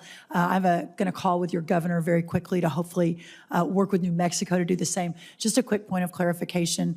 The 6 confirmed cases so far, 5 Texas, 1 New Mexico. The New Mexico case was a dog that was brought over from Mexico. So it has not hit your livestock. It was actually a companion animal that was transported over the border and then brought to a vet in Andrews County, north of Midland. But that's why your case is not quite as concerning. Still concerning, of course, but the other cases in South Texas are 4 calves, babies. Basically, the umbilical cord is where the fly landed, the screwworm landed, which is a fly, and then a goat.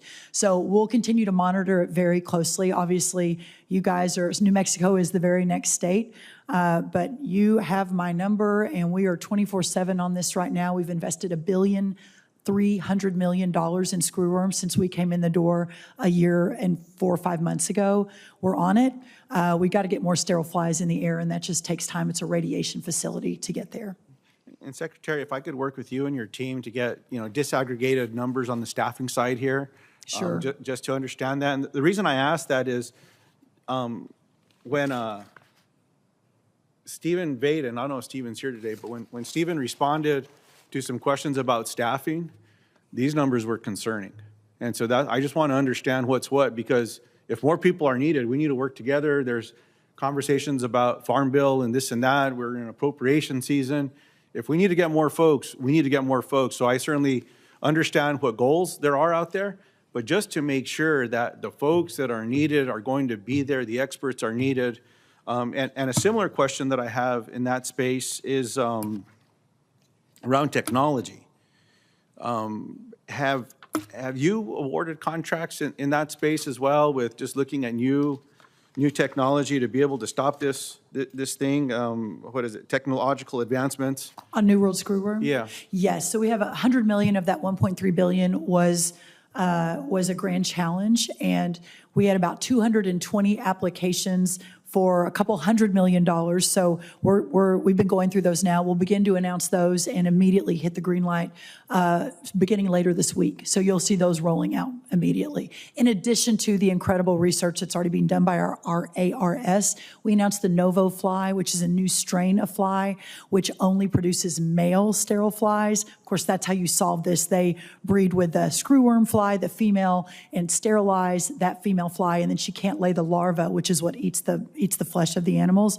So just imagine the exponential possibility here to eradicate this much sooner than later when we're only producing sterile male flies, because 50% of the sterile female flies, they're of no use to us. So it's the boys that we need flying to sterilize the screwworm flies. And I understand you broke ground for that in Texas already. Is that correct? That's right, about 6 months ago. Yeah, I joined John Cornyn. We introduced a piece of legislation like 8 months ago on this one.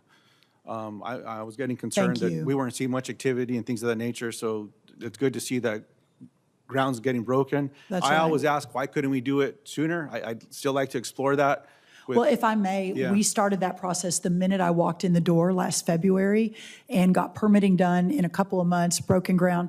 But also Matapa, Mexico, we outfitted, that was about a $20, $30 million project. That facility's coming online in a couple of weeks. We began that outfit last year. Very good. And Madam Secretary, there's been decisions in different parts of the administration with funding, people say different things, whatever it is.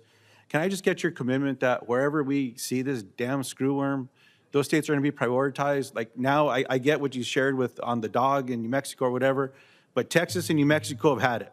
So is that a commitment I can get from you? Wherever this thing starts popping up, that moves those states up to the priority with responses. Is that something you can commit to? No, 100%. And that's been the containment effort.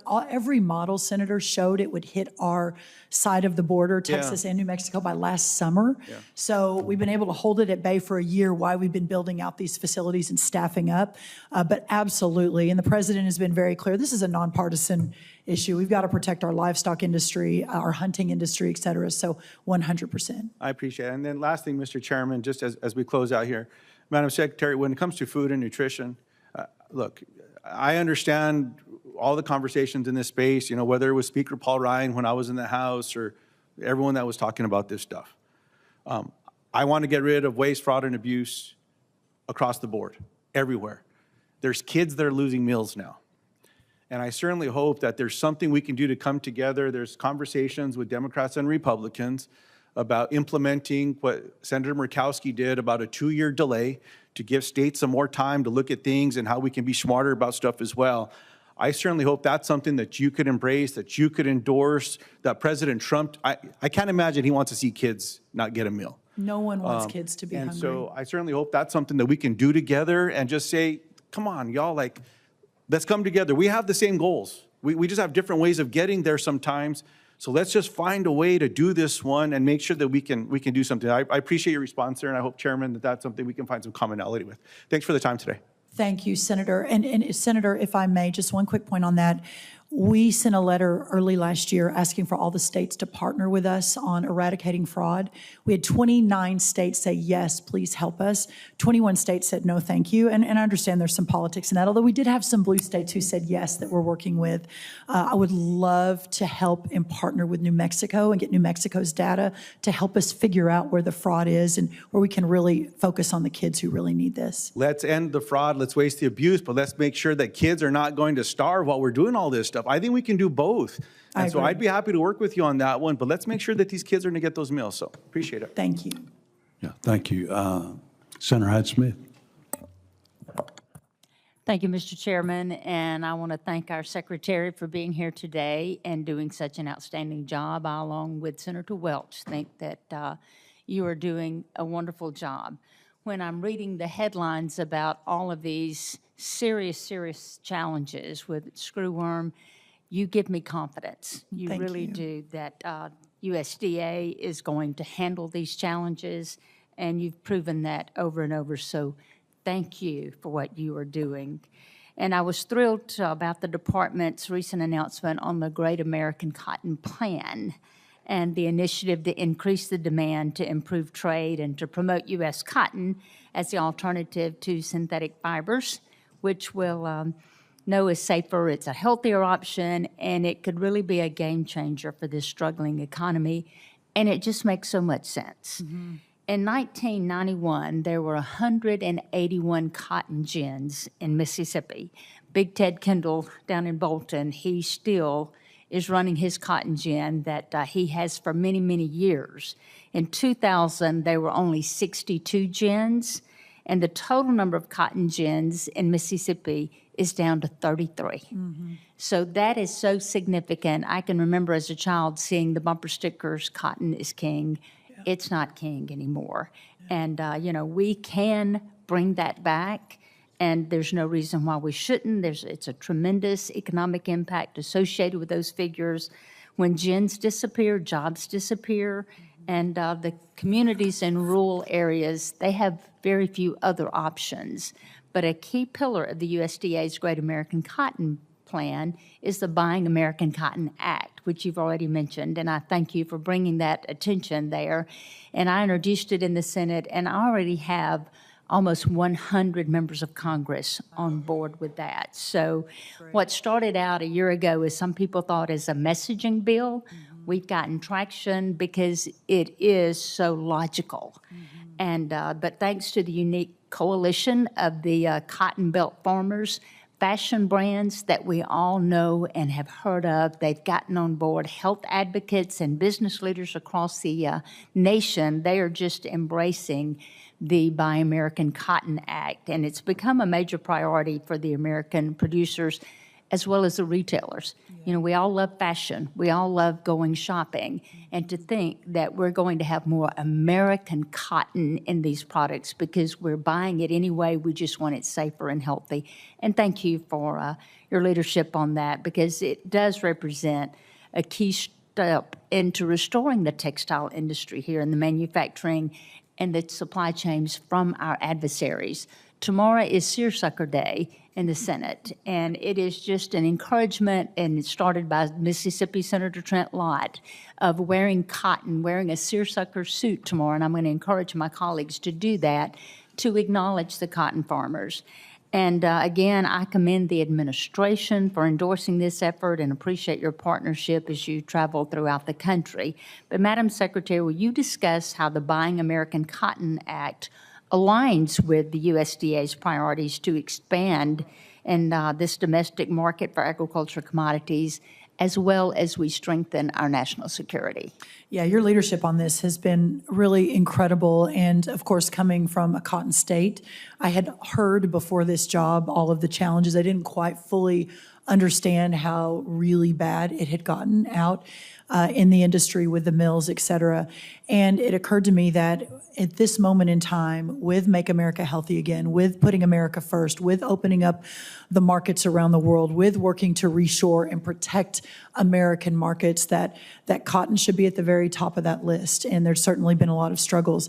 And as I have seen with Secretary Kennedy, these incredible commitments. I was just with the IDFA, the dairy team yesterday, and they've made all these amazing commitments to take food coloring out of their ice cream and to do this with their ice cream and just to make it healthier again.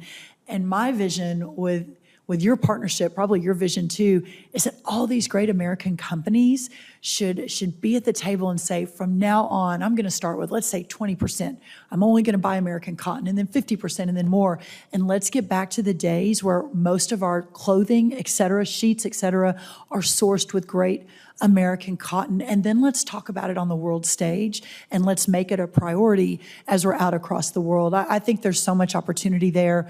And this is what our founders envisioned, right? It's the elected members of the people working together with an executive branch that can go out and fight for the American dream and the American people. Yeah, just the hotel industry and towels and sheets. That's right. This is so doable. Would change everything. And, I just am so grateful that we're headed in that direction now, because obviously in the past we took our eye off the ball there. Another topic I want to discuss is that something you've spent a lot of time with, the New World screwworm, and that's been confirmed here in the United States, that we were expecting and knew it was going to come, and the preparedness that your leadership has put forth to be ready for this. It's outstanding, because we certainly thought it would be here last fall, and the investments that you've made, that but this pest, this screwworm, complicates the challenge of rebuilding the national cattle herd as well from a low record. And recent discussions about beef imports have concerned me and other members of how it could impact the strength of our domestic industry going into the future. We know the cattle market, it's a global market. It's like any other agricultural market. It goes through highs, it goes through lows, and we do need to ensure we're protecting our industry with only the necessary government intervention. But we've got to address this shortage. That's the only thing that's going to get us where we need to be. Because when I go to meetings of cattlemen, I look around the room, and our average is like in their 60s. So we need to incentivize young producers that they want to get into producing fine cattle in this country, and we can definitely do that. I know so many that want to be a cowboy. We just got to help them get there. That's right. right. Madam Secretary, what is the administration doing to break down barriers for producers to rebuild their herds, and what should Congress be doing to help you achieve those goals? Well, I think Congress did an amazing thing in the Working Families Tax Cut Act when we increased the definition of a young farmer or rancher from 5 to 10 years. That allows more access to a lot more programs at USDA to undergird and to support and to, vision cast for these ranchers so they see a future in this business, especially the first and second generationers. Obviously want to protect the multi-generations, but the incentive to get into the business is really important. The magic, if you will, of the Make America Healthy Again movement is that almost $400 million a day that USDA spends in nutrition programs, $400 million a day across 16 nutrition programs, as we're working to localize and get healthier food and real food like protein, our great American beef, into schools, into school lunches, into the stocking standards for our retailers that are taking the SNAP program.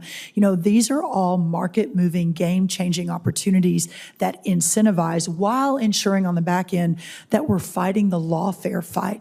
I mean, you all see this as much as I do. We're leaning in, and all the ranchers who, I've got one in Arizona, a fifth generationer who's about to lose his ranch because the state declared it needed more land for solar panels. The same thing's happening in upstate New York. We had the same thing with a 175-year-old farm in New Jersey. We're fighting for the King Ranch family in Washington. So it is a multitude of issues, but ensuring that we're preserving these great generational ranches from a national security perspective. It's not just because it's the righteous and right thing to do. This is a national security issue, while we're incentivizing the next generation to lean in, while we're taking the burdens off. The grazing allotments and regulation under the last administration were pretty severe. It was very clear there wasn't really an incentive to support cattle ranching. And so we opened up about 5 million more acres of federal government land for our Western ranchers and giving them more access. So there are a lot of steps we're taking, but ultimately I do think this is a national security and a real priority. Yes, we have to be able to feed our country. There's no doubt. And another thing I want to mention, I know my time is out, is with the timber industry, multifamily housing built with wood. That's Laminated wood. There's no reason we should not be going in that direction, and I would love to see some incentives there for those developers who choose wood, which is safe and a lot of times a lot quicker to put up, which reduces the labor cost on a multifamily housing that we know we have a dire shortage in this country. Thank you, Mr. Chairman. Great, thank you, Senator. Senator Booker. Secretary, Very patient over here on the left. thank you very much. It was actually good to hear from everybody. Madam Secretary, this is bigger than you, and frankly, both parties, I think, have been rather feckless in dealing with the larger trends we're seeing in our country. I got here under the Obama administration. I have seen Trump 1, I've seen Biden, I've seen Trump 2, and the trends are staggering what we're seeing in our country when it comes to farmers. And even since our last farm bill, we've lost over 150,000 farms in our country. It's 51 farmers, families, losing their farms every single day. It's a staggering reality. And I've met with so many farmers who tell a story about the economics of farming just not working for them anymore. We're seeing massive corporate concentration. We're seeing farmers, I've sat with Republican and Democratic farmers who tell me their father and grandfather had 5 buyers for their goods. Now there's one that's dictating price. That's correct. I see them talking about their input costs just going up and up and up, and they're squeezing them. That their share of the consumer's dollar used to be over 50 cents. Now it's down to 13, 14 cents per consumer dollar when we buy our groceries. That's how much of it is going to the farmer. These are trends that are staggering. And just since you were confirmed, and again, I'm not placing this on you, I think we all need to accept responsibility for this crisis. But just since you were confirmed, 15,000 more farms have gone out of business, and that's majority of small farms in our country. We have a real alarm going off, and from a lot of farmers I talk to, they really feel like we're heading into the kind of 1980s farm crisis that we saw. And so I just often think that we're not standing up to the gravity of the crisis and to reverse these trends. The partisan farm bill that came out of the House, it doesn't do anything bold to meet this crisis. It's not going to stop all of these farmers that you talk to, that I talk to, who are barely making ends meet. Most farmers now have to take jobs off of their farm just to make ends meet.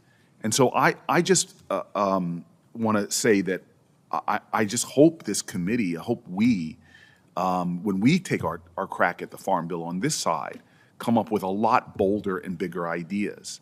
And yeah, I disagree with a lot of the things that President Trump's doing, and I believe the tariffs have not been helpful. I think they've been reckless. I'm upset with some of the programs we've cut that I know, again, I hear from Republican farmers, Democratic farmers, local food purchasing programs for schools and the like, some of the cuts of field offices. But I again think that we're nibbling around the edges and need to start thinking about far bigger approaches and bolder ideas, or else we are going to witness, as I said, with dozens of farms closing every single day, we're going to lose our heritage, lose the best stewards of our land, lose what makes, I think, this country secure and its economy strong. And so I just put that out there because I just want to sound the alarm every chance I get and really challenge all of us to meet this crisis, because right now we're not. The trends are continuing.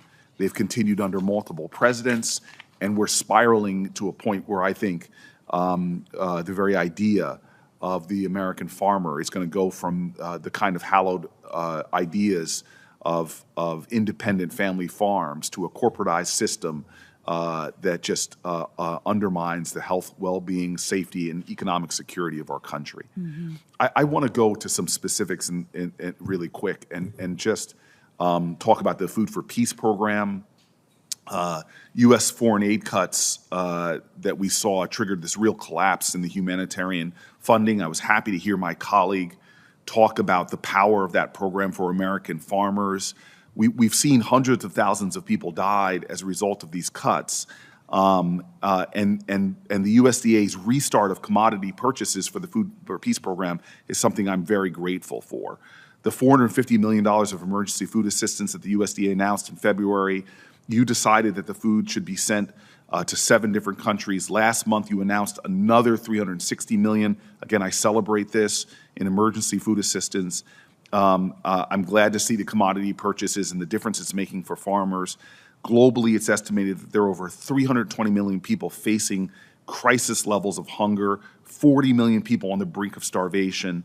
It's just something that we need to continue moving forward, and I'm hoping that we can continue to work together and make sure that those farmers that are involved get even more of a benefit of being a part of meeting a humanitarian crisis. So I want to say that in a sense of gratitude.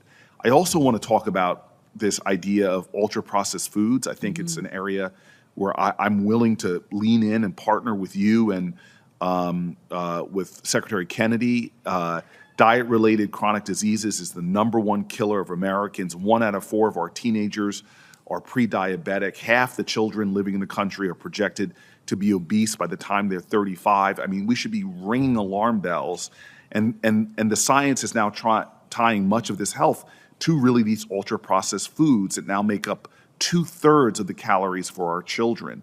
Again, I was really glad to see the dietary guidelines call out the need to reduce ultra-processed foods.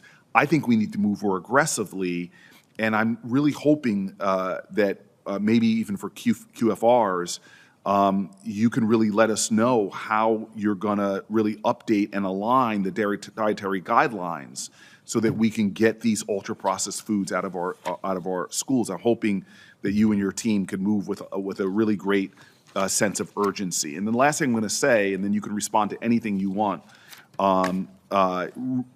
is just something that Chairman Thune or Leader Thune and I really agree with, which is this idea of country of origin labeling.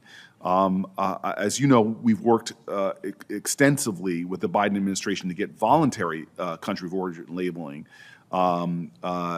requiring any beef labeled as product of the USA come from cattle that are born, raised, and slaughtered in the United States. I really want to thank you for implementing that policy change. But what I am seeking with a sense of urgency, what I believe our cattlemen need, is mandatory country of origin labeling, that be reinstated. And I'm proud to be on a bill with Senator Thune, and I'm really hoping the Trump administration will get behind that. It protects American cattlemen and women. It protects our own industry, as opposed to letting people undercut us who don't have the same labor laws, don't have the same practices. It's clearly unfair, and American consumers want truth in labeling. American consumers want to support American beef producers. So I just want you to know all the things are on my mind. I love the fact that I can have a dialogue with you. You're, of all the secretaries, one of the easiest accessible. But with that, I'll give you a chance to respond to anything you want, or we can move on. Just very quickly, because I know we're out of time. As you were speaking, thank you for all of that, by the way. As you were speaking, I was reminded of, and I think this kind of checks all the boxes that you just outlined in a way. I was reminded of 2 farmers that I met in Albuquerque, New Mexico about a year ago. 2 brothers. Dad is a doctor, mom's a professor. They grew up in New Mexico. Both went off and got fancy degrees from fancy schools. Both wanted to be farmers. First generation in Albuquerque, New Mexico. Not the most conducive environment to be a farmer. But about 15 years ago, they decided to grow lettuce. And I visited, so it's still in my mind, I can see it. They have 6 employees. They grow together and support both of their families. They're both married with children. They grow about 250,000 heads of organic lettuce on about 3 acres in the desert of New Mexico. Their source goes directly to the school and to the hospital. And again, never, America is the breadbasket of the world. The support and the honoring of our big farmers, the ones that farm thousands and thousands of acres, we have to have that to feed the world. But as we're looking to make America healthy again, and as we're looking to open the aperture of the market for first-generation farmers, and as we're looking to completely recalibrate our nutrition programs, our 16 nutrition programs in America, just through USDA that spend $400 million every single day, there's such almost a perfect storm right now, and then you add the chronic disease on top of that, for that sort of farm to come along. So you're going to be hearing a lot more from us on that, and I would welcome the opportunity to work together. Obviously, New Jersey is maybe on the front end of some of that urban farming and the opportunity to do a lot more with a lot less land and bring more first-generation farmers in. Thank you. Thank you. Thank you, Mr. Chairman.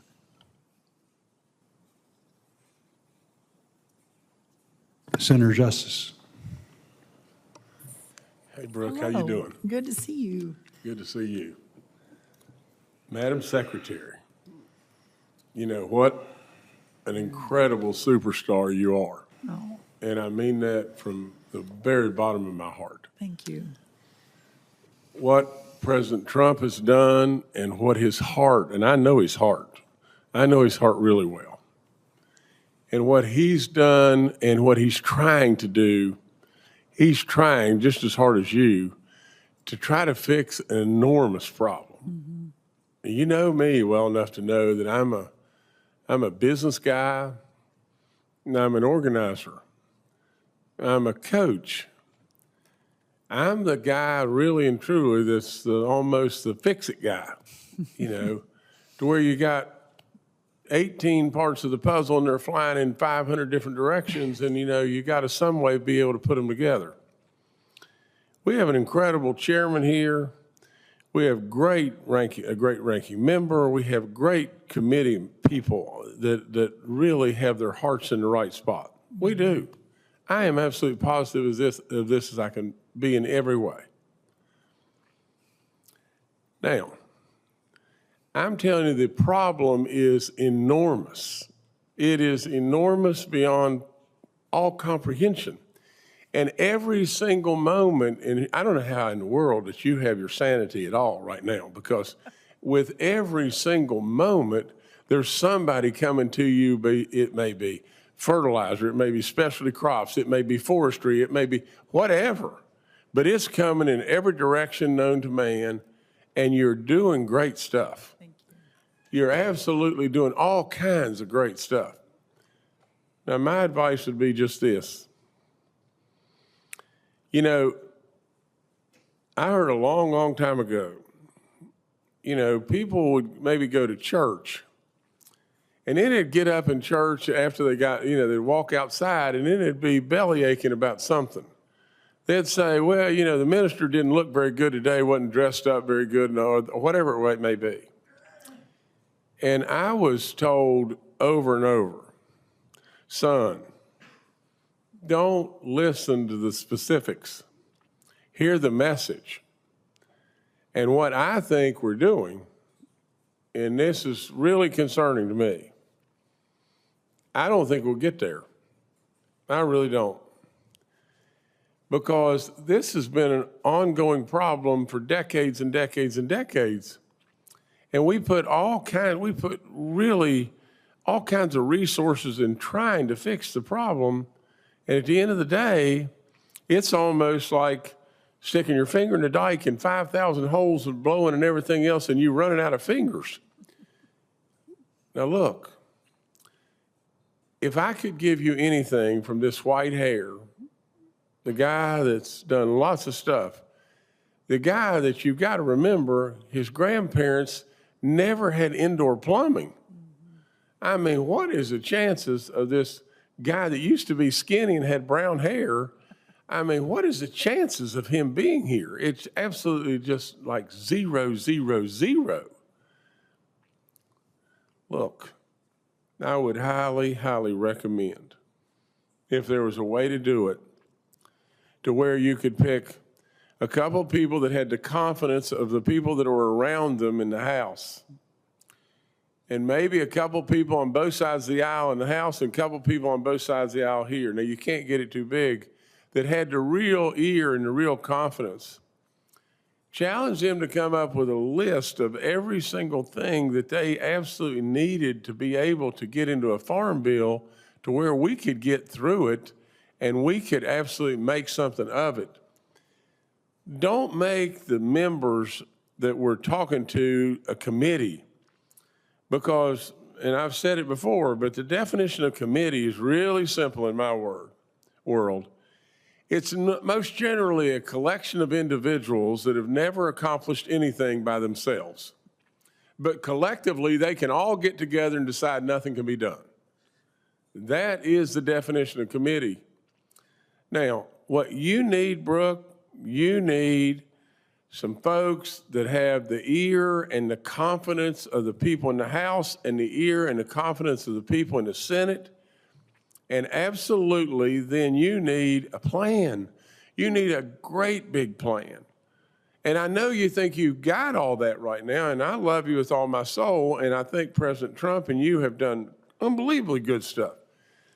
But I'm telling you, in Jimmy's world, we're not going to get there. And there's lots of folks out there that are really hurting. And they really are dependent on us, and there's nobody in this room that has the soul any better than this great secretary right here. I'll promise you that. Nobody cares more in this room than her. But you see, I'm that guy. I'm the business guy. I'm the fixer. I'm the kind of the organizer. I'm the farmer. For crying out loud, I understand this stuff, really understand it. And I'm a coach. So with all that being said, I would highly, highly recommend that what we don't do is spin around 3 or 4 times, do a lot of stuff that we're proud of. You know, do stuff absolutely that we're really proud of. And then we can absolutely step back and throw back, you know, on previous administrations and say, well, they didn't do this, they didn't do this, look what we did. And we did move the ball. But we're not going to solve the riddle. So I would just tell you, and you've got to have people around you that really have the ear and the confidence of the people, because they're going to have to go back and sell this whole thing. They're going to have to sell it on the House side and sell it on the Senate side, and literally, you've got a lot of great people to choose from. They'll have to be really senior people, so they'll kick me out of the process and everything. But I am telling you, I mean it when I say everybody on this committee is on board. Everybody on this committee wants it to happen in a good way. Our chairman and ranking member want it to happen in a good way. All of y'all want it to happen in a good way, and I will promise you, to God above, I know President Trump better than anybody, and I am promising you, he wants goodness for our farm communities, our forestry, our ranchers. He wants goodness for us. And this lady right here is a superstar. I am really pessimistic that we're going to get there. But I'll do anything in the world I can to help. I'm sorry I didn't ask any questions. You can comment all day long on what I said, but thank you so much for being here.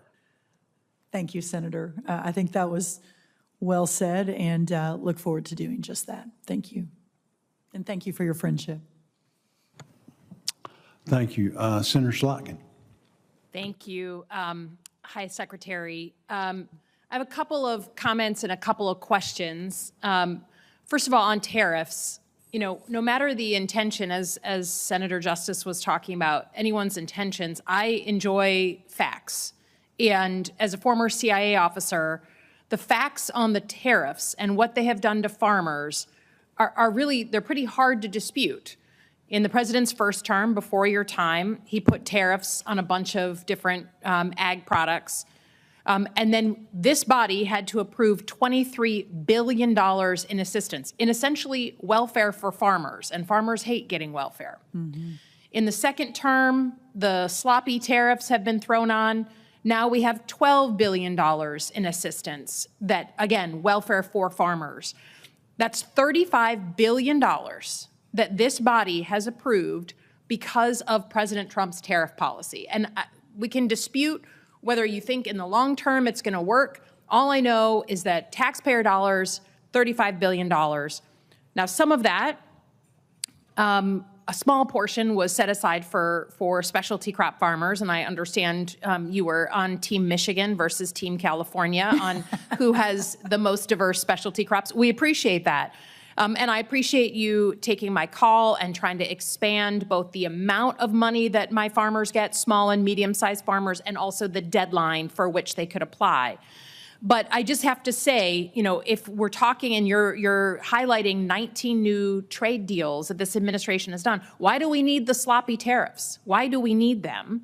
May I respond to that? Because I bet you have a couple different things. Okay, it'll be very quick. The $30 billion you're talking about was approved before we came in. So y'all voted on that at late 2024, that $30 billion. We came in and implemented the tariffs in 2025. So just so you know.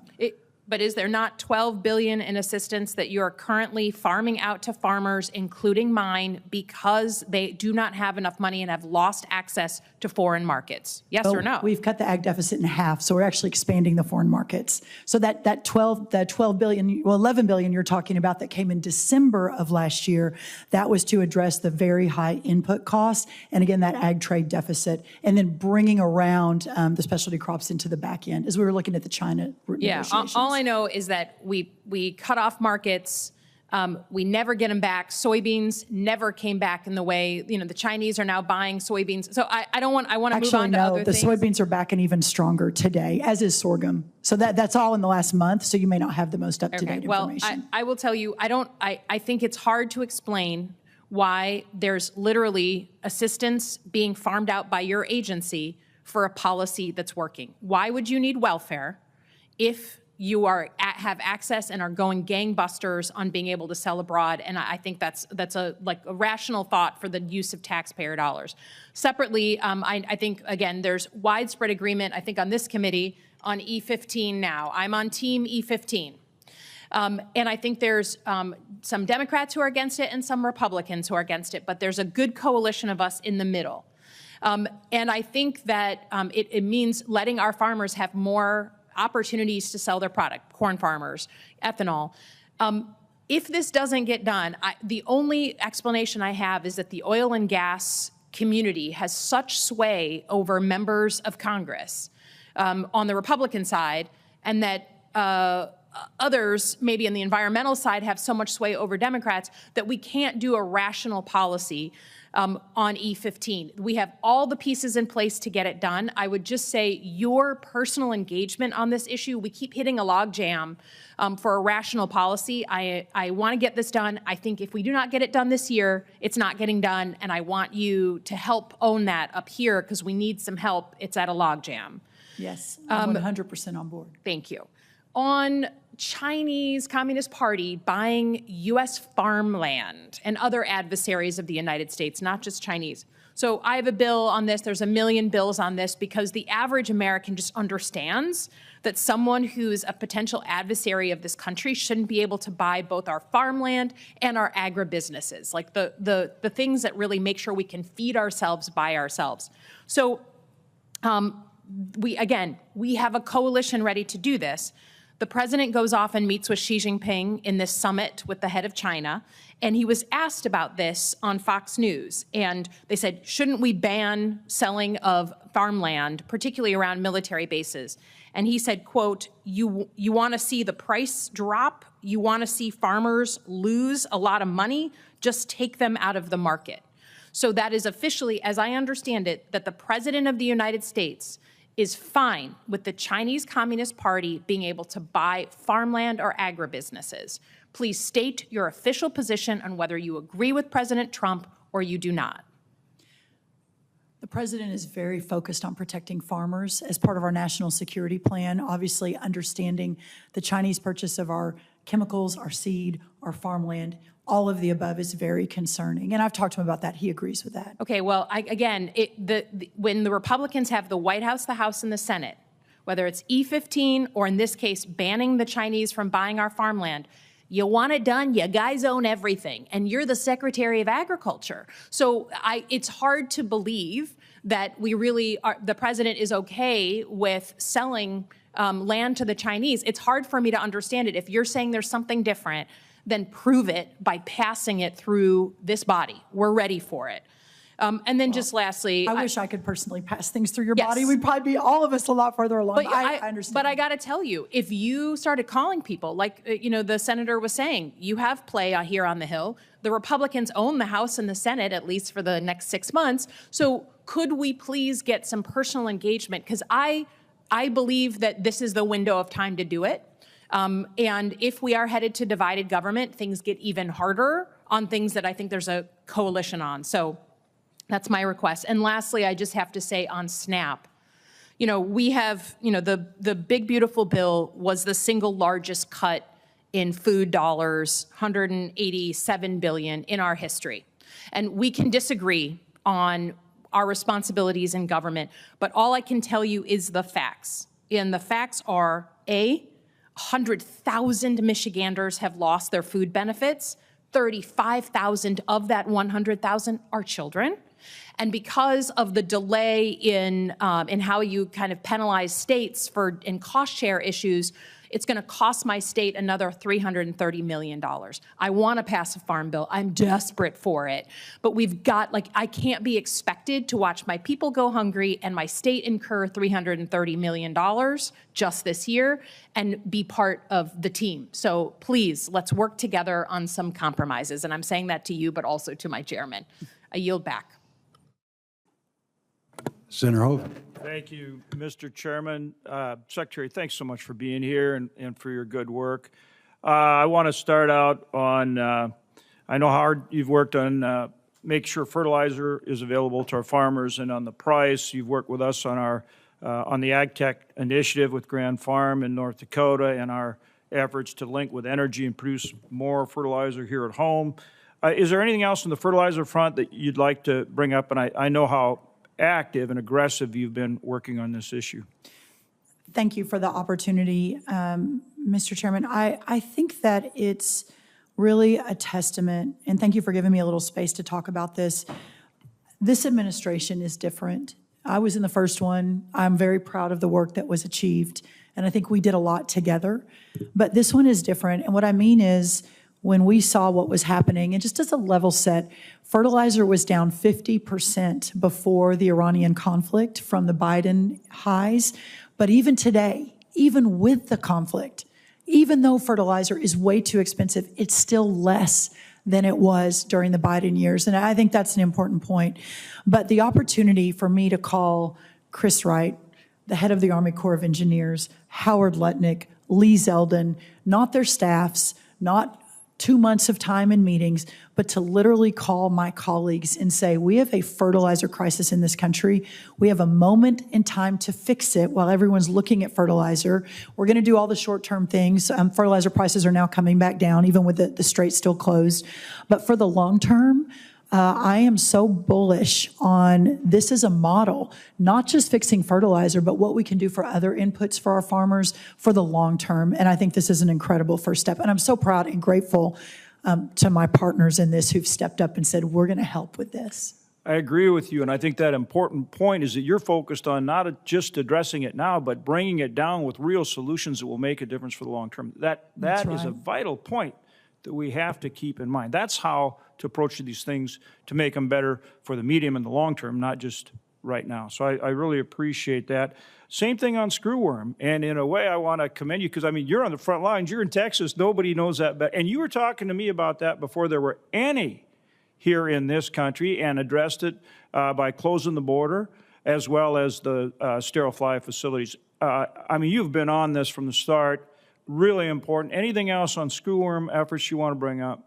You know, I walked into this job. I was with you all February 13th of last year. January 27th, then went to the vote February 13th and went over to Justice Thomas, got sworn in, walked in the door of USDA, and within the first 2 hours was briefed on both HPAI and screwworm. The screwworm briefing was, it's coming. It will be here in a couple months this summer. We are only producing 100 million flies a week. We're years away. Like an actual big facility will take at least 5 years, 2 years of permitting, 3 years of build. But we, you know, oh well, I guess we're just going to do what we have to do. And I said, this is not acceptable. We've got to try to do something. So of course we closed the ports. I went and talked to the president. We got almost $1.5 billion in immediate funding. I asked what this breached the Darien Gap in 2021. After decades of being, you know, eradicated, if you will, but that, you know, tens of millions of people moving north to America, bringing their livestock with them, the Mexican cartels with the illicit cattle traffic, we knew it was coming. Put it off for a year, but in the meantime, amped up by 1,000% our staffing over the last year. I had FDA emergency approve half a dozen or so treatments. Texas Animal Health Commission and the other states will lead now the front line, but we're right there with them.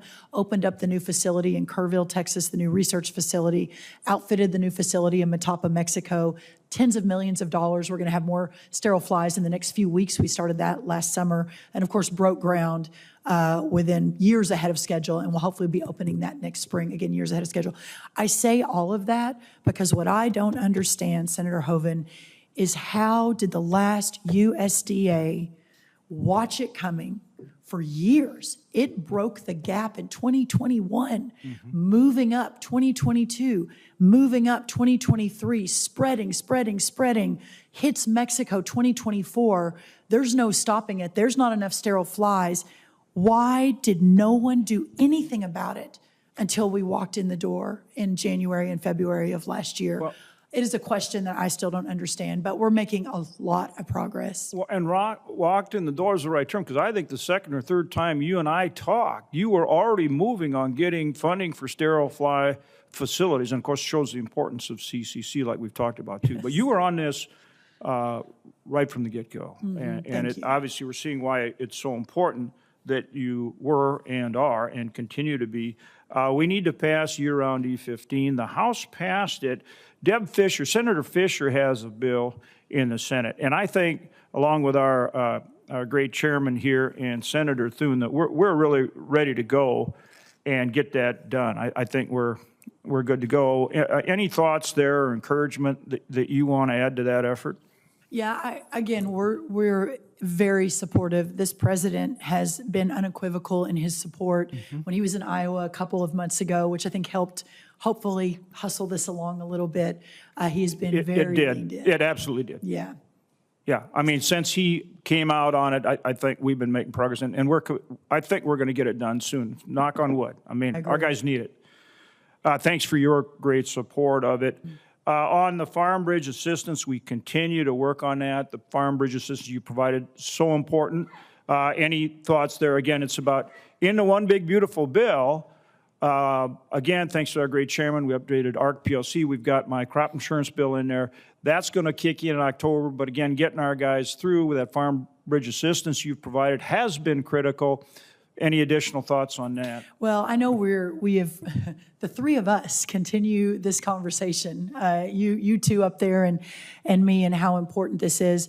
And the good news is, you know, aside from what Senator Jim Doomsday Justice outlined for us a minute ago, aside from that, the good news is with these 19 new trade deals, surging exports, we're bringing input costs down. Once this Iranian conflict is over, I mean, fuel was down 50%, fertilizer was down 50%, labor was down 46%, and that's just in the first year of this administration. And you marry that to the Make America Healthy Again movement and putting real food back in the middle of our policy making, the people that will benefit the most, other than Americans eating better and health, is our farmers and ranchers. So I am very bullish on the future, but that Farmer Bridge assistance was just that. It was a bridge, and we've talked about this at length. These farmers don't want government checks. They want to sell their goods and make a decent living, which they have not been able to do for some time. But I do believe we're making the right moves to get there.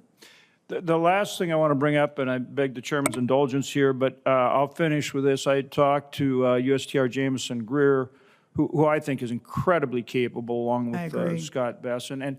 And I believe the Trump administration is working very hard to get us access to foreign markets. That was a conversation with Jameson Greer. He talked about additional $17 billion in Chinese sales. And of course, Chairman Xi is coming over here in September, and I really think that is going to, again, kick up more of these sales that we want in these foreign markets, and that's very, very important.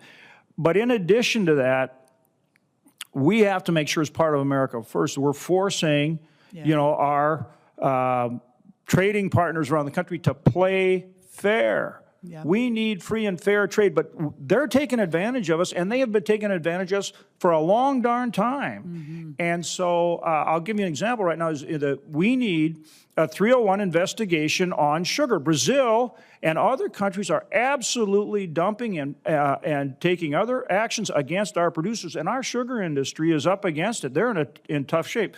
NDSU reported about $1.8 billion in losses over recent years because of that. So we need to have a 301 investigation on sugar, and we need to adjust that Tier 2 tariff. Last time it was done, year 2000. Now, Bozer and I have been around for a while, but I'm not even, you were very, very young then, still young, but that's over 25 years. Mm-hmm. Mm-hmm. This needs to be addressed. We do have to make our trading partners play fair.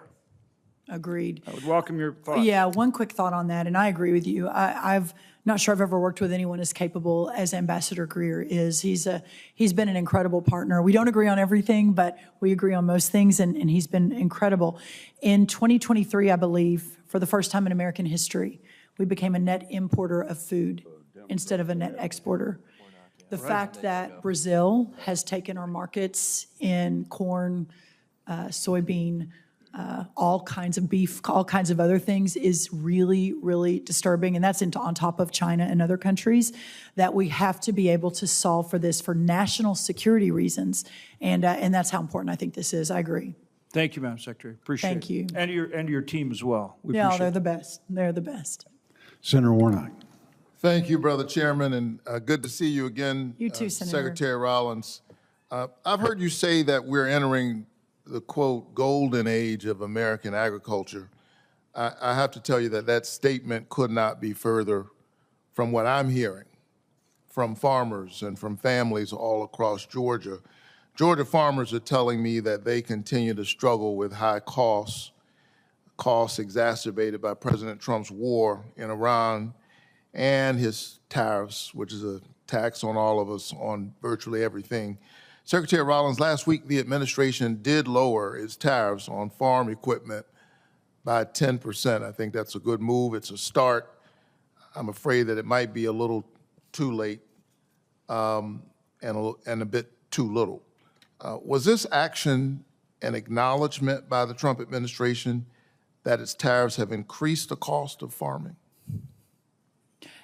So I really appreciate the question. I think the president, as our chief negotiator, is constantly tweaking. But what I will say, and I realize you and I could have a much longer conversation about this, that the very tariffs that you're speaking of have instituted or led to the 19 new trade deals that we've implemented. We're going to have higher corn exports, higher ethanol exports, higher tree nut exports, higher dairy exports than practically in American history. So we're cutting that $50 billion agricultural trade deficit in half that we inherited a year and a half ago. And for the farmers, nothing's more important than that market access. But has it increased the cost of farming? You're forecasting what you think will be the result. But has it increased the cost of farming? Well, again, the cost of fertilizer was up almost 100% in the what we inherited. The cost of doing business, on average, I won't go through all the numbers. We don't have time, but on average, what we inherited was a 50% input cost. So we brought all of that down. As to the farm equipment, I think the president is very focused on what can we do to get our farmers to profitability. It's a national security issue. So if by removing certain barriers, we can bring down the cost just a little bit, then that's a big win for everyone. What he has said, though, is that what he doesn't want to see happening is the equipment manufacturers pocketing that extra dollar, which a lot argued would actually be the result, that the farmers themselves would not see it. So as part of that announcement, it was to make sure the farmers got that benefit, not the big equipment guys. So according to Farm Policy News, the president's tariffs have increased input costs by $1 billion for farmers, while erasing billions in access to export markets that you you're saying are going to come online if farmers just hold on a little while they're longer. online. But they're struggling. They are struggling right now. There's no question about it. I talk to them all the time. Since the Supreme Court struck down the president's illegal tariffs, giant corporations have lined up to receive tariff refunds. Madam Secretary, are you pushing in cabinet meetings for farmers to also be reimbursed for the billions in tariff taxes that were passed on to them? Well, again, the tariff taxes passed on to them, we now, other than a $50 billion ag trade deficit, we've cut that in half. So we've opened up $20+ billion in additional sales for our farmers under this trade renegotiation. These big corporations, though, they're lining up and they're getting reimbursed. I'll be happy to look into that. I think that's, I'll talk to Secretary Lutnick. I'm not familiar with all the corporations lining up, but I will look into that, Senator. All right. So, and it's not just the tariffs, and you've been, you and I've talked before, and I'm trying to make sure that I'm doing everything I can for farmers and families in Georgia. So, concerned about the ways in which they're struggling. It's planting season, and it's a business, as you know, where the margins are narrow to begin with. Mm-hmm. And there's so many things that they don't control. And so these margins become really important when you're talking about tariffs. But it's not just the tariffs. The Strait of Hormuz has been closed now for over 100 days. And President Trump's war in Iran has destabilized international fertilizer and fuel markets, skyrocketing costs right in the middle of planting season. Is the administration planning to ask Congress for more taxpayer money to aid farmers so that they can afford the costs of this war? Well, the war, so I know what you're asking. So yes, let me respond to that directly. And specifically, fertilizer and diesel fuel have been the two, I think, that we've seen significant increase in costs since the strait was closed. But what I think is important, that the fertilizer costs that were inherited increased almost 100%. That had come down 50% before the Iranian conflict. The costs went back up with the Strait of Hormuz closing. Those costs are still lower than the high peak of the Biden years for fertilizer. Having said that, there's still a tremendous amount to work. By the way, that's the same for diesel fuel as well. It come down 50%. The Iranian conflict happened, it popped up, but still lower than during the Biden years.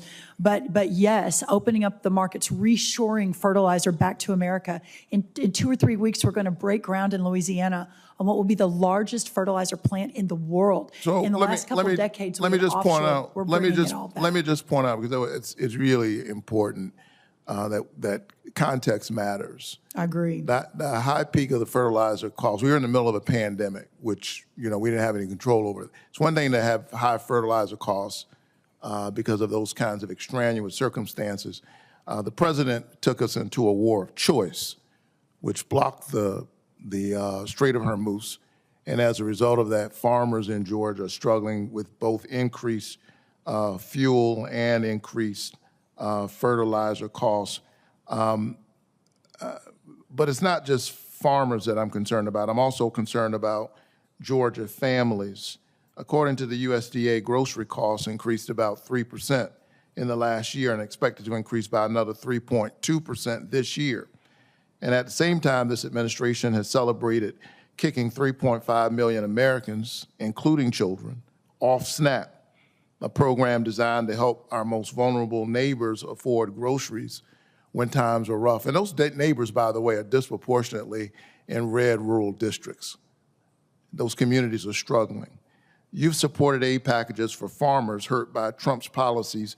Would you also support a food aid package for working families who are just struggling to afford groceries due to increased costs? So, Senator, the 3% is actually an average cost of food increase over the years. Under the last administration, it went up 20%. But the SNAP, I think, is really important. Do you realize, Madam Secretary, with all due respect, how sterile that answer sounds for the person who's trying? You say, well, that's the mean cost. But right now, somebody's trying to buy groceries in Georgia, and they can't afford it. Well, but that's because of the Biden administration is the reason. 2 years later, that's your answer? Because of the Biden administration? Look at this. Look at all the prices that have come down. Avocados down 20%, berries down 13%, butter down 13%, eggs down 90%. Grocery costs are up. You don't dispute that, right? Even as you call these individual items. You don't dispute that grocery costs are up in The America. affordability question in America is real, and the work to bring those costs down continue. And within 1 year, the costs have significantly come down, with a few outliers, coffee, beef, et cetera. But on the SNAP program, sir, no one in Washington or in America wants to see a family go hungry.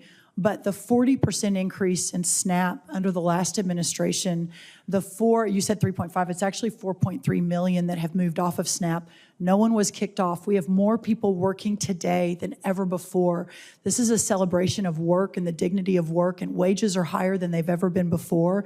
No one has been kicked off. If they're not on the SNAP program, they have chosen not to reapply, or they're an able-bodied adult that can either work for 20 hours a week or volunteer. Those are the only requirements. Anyone with small children is not eligible for SNAP. There are wages you say are going up.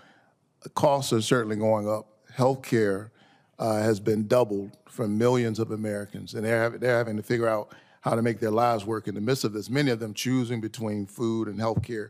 Will you reinstate the $500 million in funds for food banks the Trump administration canceled last year, or do you have an alternate plan to help to keep their stocks, their shelf stocked? Listen, we have moved out, I think, a couple of $1 billion into the pantries in the last year and a half.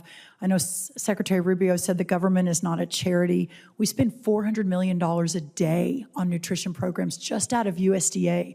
There is so much money in the system, so much taxpayer dollar. And that's just the federal USDA nutrition programs. That's not state or local. We've got to figure out how to do it better. We've got to figure out how to get it to the people who really need it, the Georgians, as you say, and all across the country, and that's what we're working to do. I would respectfully disagree with your characterization regarding SNAP. There are a lot of children all across Georgia who are suffering, families trying to put it together, and I think we can do better than that. But If thank they're you young so much. children, they're available. So I appreciate that too. And I appreciate the opportunity to actually have a civil conversation about it. Thank you. Of course. Thank you, sir. Thank you. Senator Grassley. I don't think I'll need 10 minutes to get through this. You get to use whatever time you want. Thanks for being a spokeswoman for Family Farmer. I appreciate that. It wouldn't surprise you if I was talking about E15. I'm shocked. My purpose isn't to put you on the spot. My purpose is to get some things on the record from somebody other than the oil and ethanol business, so we can refute some of the lies that are going on about E15. Does the Trump administration support legislation for year-round sale of E15 nationwide? Yes, the president, in a speech, he did the first term, but then reiterated in the second term in the great state of Iowa a couple of months ago his full and unequivocal support. Will year-round E15 boost America's rural economy? Correct. Have you heard a figure of E15 by law that would bring $14 billion back into the farm economy? That's what the corn growers economist has said. Correct. I have heard that. Okay. And agree. Will E15 give consumers a cheaper option at the gas pump? Yes, it will. In the Midwest, it seems to be somewhere between 20 and 40 cents a gallon. And in a time where we're working so hard on affordability, that becomes even more important. Does year-round E15 bolster our national security? There is no national security without farm security. This administration, for the first time in the history of our country, has put agriculture as part of the national security plan. And so, yes, being able to protect those farmers and what E15 means to them and opening up a domestic market while we're opening up the international market is a priority. EPA Director Zeldin testified before another committee in the Senate that during the 8 years of presidential waiver for E15s, no small refineries have ever shut down. Do you know of any information about small refineries shutting down? Because I have not heard of any small refineries shutting down. It's been a couple months, maybe 3 months since I talked to you about vaccination for screwworms. You may not remember that conversation, and I don't expect you to, but we talked about it, and you were going to look Yes, sir. into it. So what's the chances of use of vaccination to get us beyond this? Because when I called you, there was no screwworms noticed in the United States. Maybe they were here, but they weren't verified. Right. So the screwworm is a flesh-eating pest and not a virus or a disease. But there are so many ways to treat it. First, we eradicate it with the sterile fly technology, which is what we're building out in America and in Mexico and in Panama. That's the $1 billion+ that we put into the system over a year ago to make sure that happens. There's ivermectin, there's feed and treatment to basically, which would probably serve like a vaccination. But as far as specific vaccinations, now you and I talked about the vaccination on the HPAI when we talked, which is the other sort of big challenge to our chickens, and we had a big conversation about that. We continue to run that down, but the good news with HPAI, still a lot to do, is that in Iowa and other significant chicken states, egg-laying states, that the case of HPAI has come down almost 60% since last year through the use of biotechnology, et cetera. Obviously, a move toward vaccination in that lane is continuing to be discussed. There's a lot of big different opinions on that, so I want to make sure that we get it right. The virus, HPAI, will often beat and jump to humans, so that's what we've got to be very careful of, and we're working with partners around the world and seeing what they're doing as well. Let me give you some advice that you don't have to respond to. In fact, I'd rather not have you respond to it. But I know that there are voices in the cabinet that don't like vaccinations. And from that standpoint, I expect you to speak for agriculture and not listen to any of those other people that might be trying to convince you that for the screwworm thing, we should be vaccination.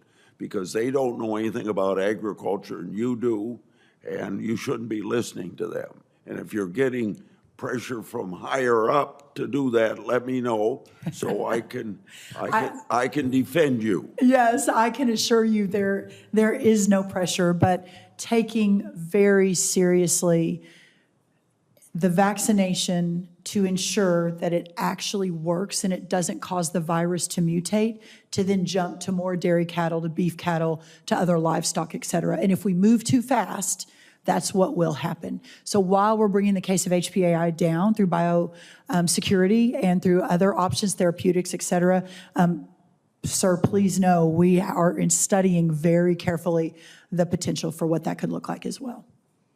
Okay.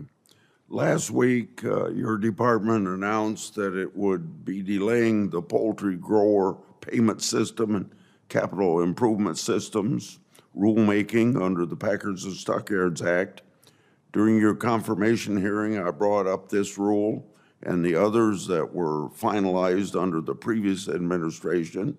I said then that the Packers and Stockyards Act is the most effective tool to make sure that the marketplace works for the American farmers. You said you would be looking forward to working with me to focus on our small family farmers. So, first of all, going back to your becoming secretary and maybe going back 10 or 15 years, I've been involved in trying to help these poultry farmers not be screwed by the people that they're producing the chickens for. So how does this delay help our small family farmers, and does this delay help meat packers more than family farmers? Sir, obviously that was a Biden rule. We are very sympathetic. I know you don't have time, but if you were to dig around, you'll see a lot of anti-consolidation work from our USDA, whether it is a DOJ investigation into the big four packers, whether it is an investigation into understanding why a Chinese company owns 1/5 of our pork production, whether it is an investigation and movement and action toward investing in smaller processors, smaller farmers, et cetera. So it may be true of other USDA secretaries, but it sure isn't of me, that I'm a defender of those actions. but fully understanding what the challenges are, what that rule did, and making it better is certainly on my list, and I look forward to working with you on that. But how does the delay help the small family farmer? Well, can I circle back to you on that? I want to get fully up to speed on exactly why. I do know there were some real concerns with the way that the Biden team wrote the rule, and there were some real concerns with the profitability and ensuring we are protecting all American agriculture. But let me go back and dig in a little bit more. I'll let you do that because I want to make sure that we consider everything, and you should consider everything. But I'll sum this up by saying that in the USDA's notice in the Federal Register, it said that of the 2,800 comments and 225 unique comments, quote, one large poultry integrator, 2 meat and poultry trade associations support the delay, but the real poultry growers and grower organizations oppose this proposal. My last question will deal with this. Again, fertilizer, as other people brought up, I'd like to thank you and Secretary Rollins and the Trump administration for all the work of addressing fertilizer prices. It continues to be a top issue in Iowa, from lowering tariffs to adding phosphate and potash to the critical minerals list and more. I appreciate all the administration's doing to provide relief and provide you support, and I hope you support my legislation that would provide transparency, and I'm sure you do. I understand that the department is seeking to hire an inputs economist to focus on providing insight to farmers on the prices they pay for inputs for fertilizers, inputs, and economists. Is the position filled, or is it involved in a revolving door? Well, hopefully, I know we've already started interviewing, that we're able to really bring in a superstar and build an entire team. We have a whole focus in my office on inputs, and this is just one more step, I think, in the right direction as you all work to pass your legislation. Okay. Thank you, Mr. Chairman. Thank you, Thank you, Senator. Thank you, Senator Grassley. I've got to read my thing so I don't leave out. Again, thank you so much for appearing, and I think this was a really good session, and I think everybody learned a lot, which is what these are all about. So we appreciate you being here, your insights in today's hearing, and the hearing will remain open. Hearing record will remain open for 5 business days. Today's hearing is now adjourned. Thank you, Mr. Chairman. By the way, these are the USDA interns who are so studiously paying attention behind me. So very happy to have them here. Very good. We appreciate you guys very much. Thank you. Thank you so much, Senator. Thank you.